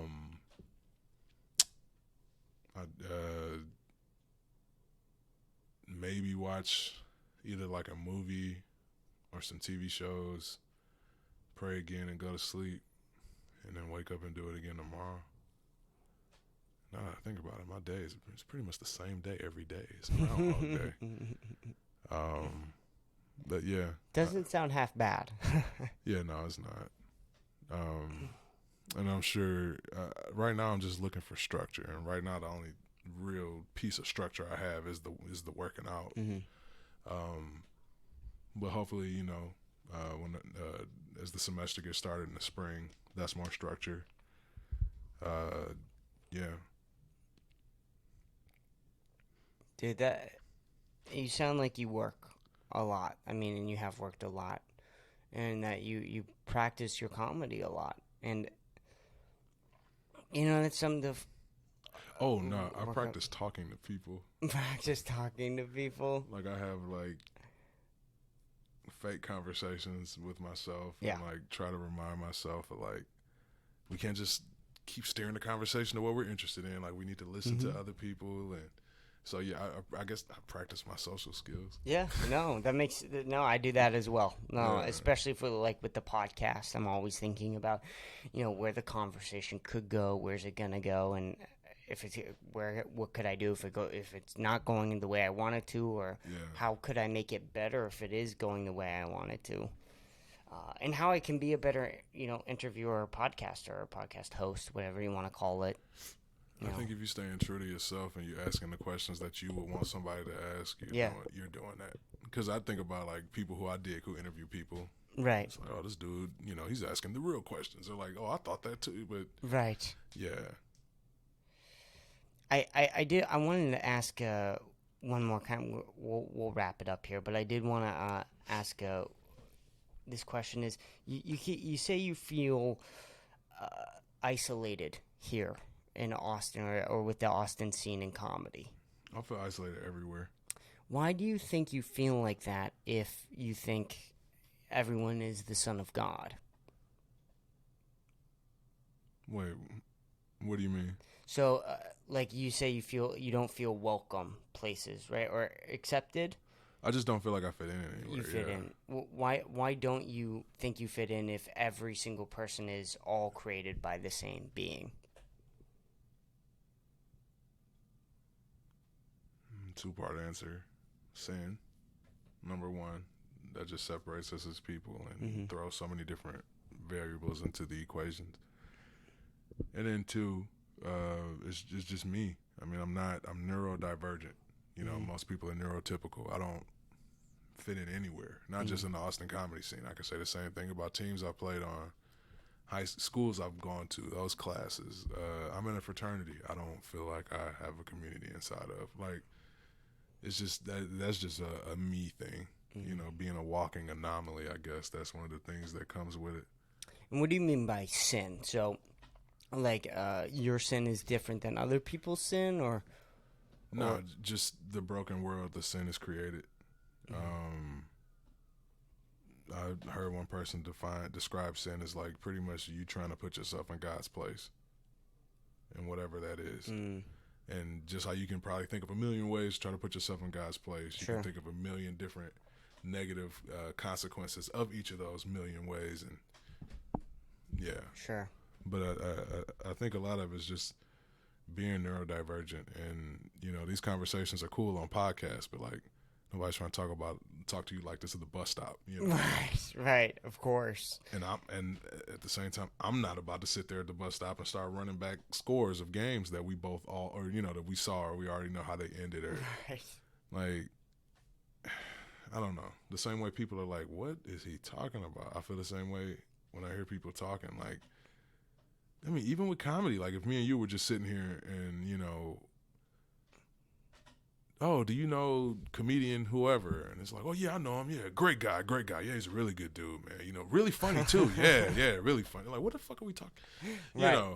Right. I don't, so, yeah, I know part of it's on me. I'm very quiet, especially around new people. I don't feel the need to speak. I speak if I have something to say.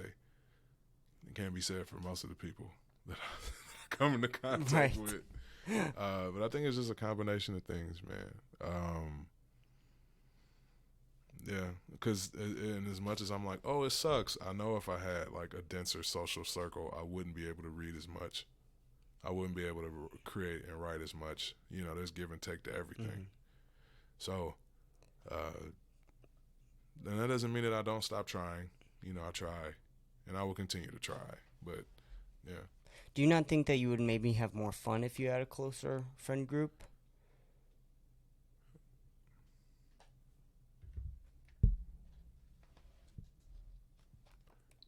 I don't know.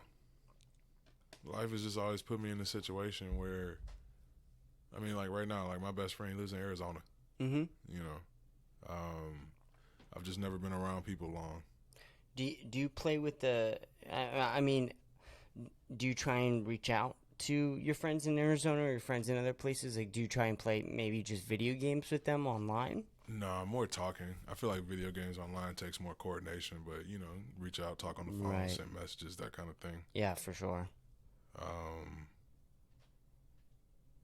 I mean, the reality too is like the work that I do. I mean, these are lonely jobs. Like comedy's a lonely job. Like when you really get going and you're on the road, I mean, it's just you. Mm-hmm. How many times have you been on the road for comedy? Mm-hmm.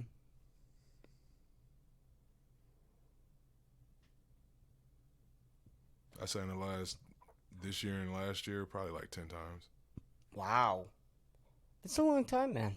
Or that's a good amount of times. But I'm at the point where I'm trying to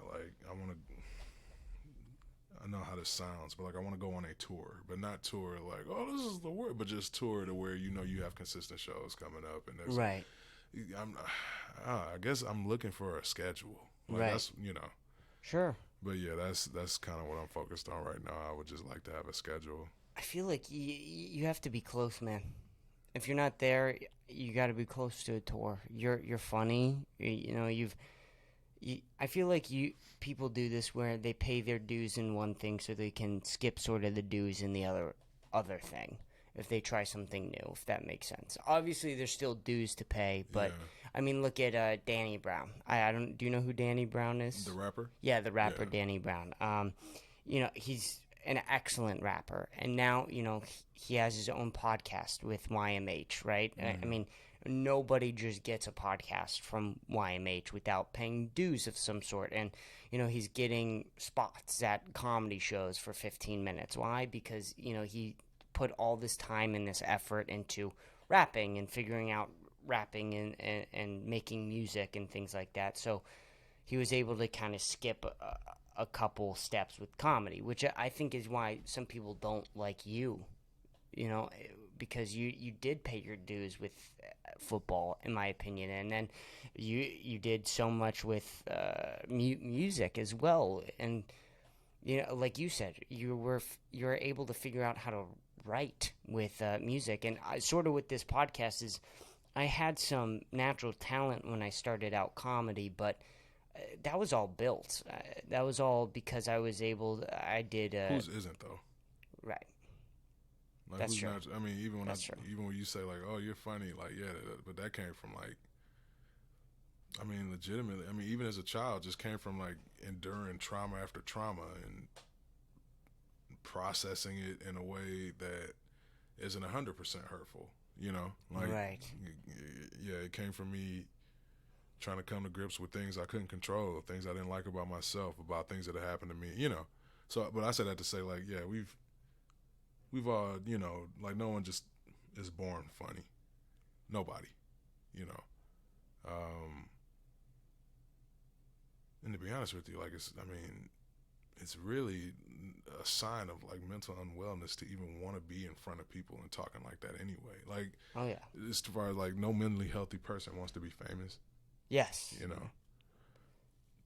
But I think you're totally right. I mean, we already talked about the bombing, right? If you go up after you bomb, but I mean, if you even like you said, even if you want to do that, it's such an unnatural state to be funny in, where you're alone on stage by yourself. To even want to think you can do that, you got to be a little out there.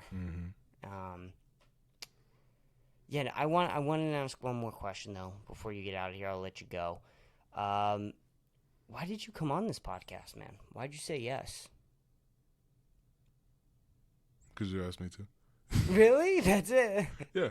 Like, it's not like, when you asked, it wasn't like I sat there and thought about it like, well, let me. Right. Nah, I mean, you asked me to. It fit into my schedule. I'm like, sure. Yeah. Dude, I've had so much fun here today. I really have. I would like you to come back on. I'd love to be back. Dude, this has been one of my best podcasts I've ever recorded. Nice. Hands down. You're such a good interview. You talk very fluently. You talk eloquently. You know, like I said, you put things in ways where it's hard to argue with. I like listening to you talk, and I'm sure the people listening like to hear you talk as well, man. Thanks. So, thank you. Do you have anything else quick? Anything you want to say? I mean, I will say I do know we talked a lot about like religion stuff and apologetics and all that. If anyone ever hears this and wants to reach out, talk about it, I'm always around for that. Or if you just want to talk in general, I don't know, I'm around. And then when's your special coming out? That's a good question. No idea. No idea. Okay, No idea. so it's not maybe sometime in November. I'm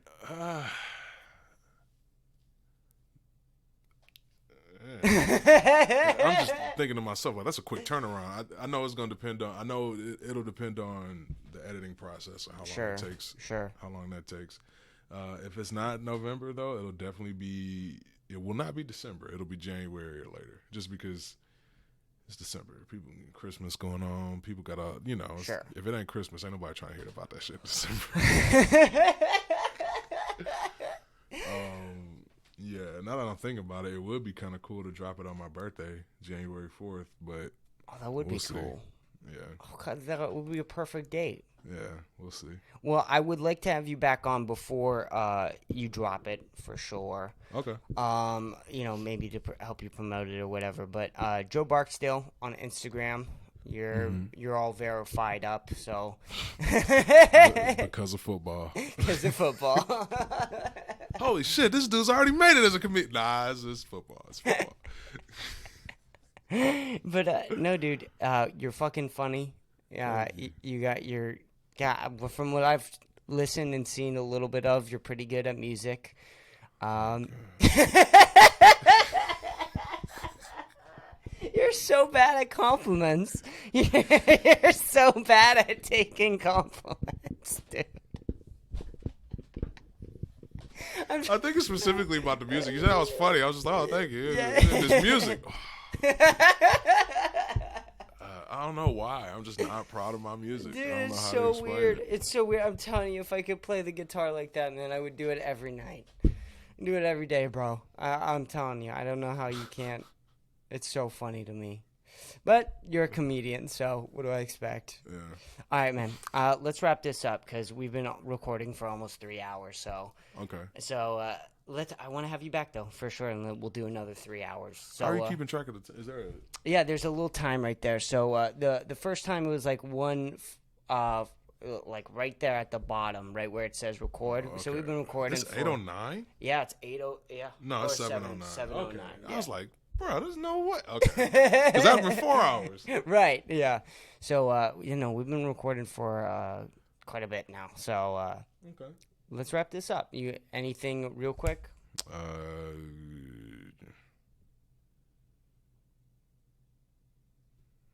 I don't have nothing. Sounds good. I hope you're all doing well. Well, thank you so much if you got to this point in the podcast. I very much thank you for listening, and this has been episode 149. Thank you so much. Bye-bye.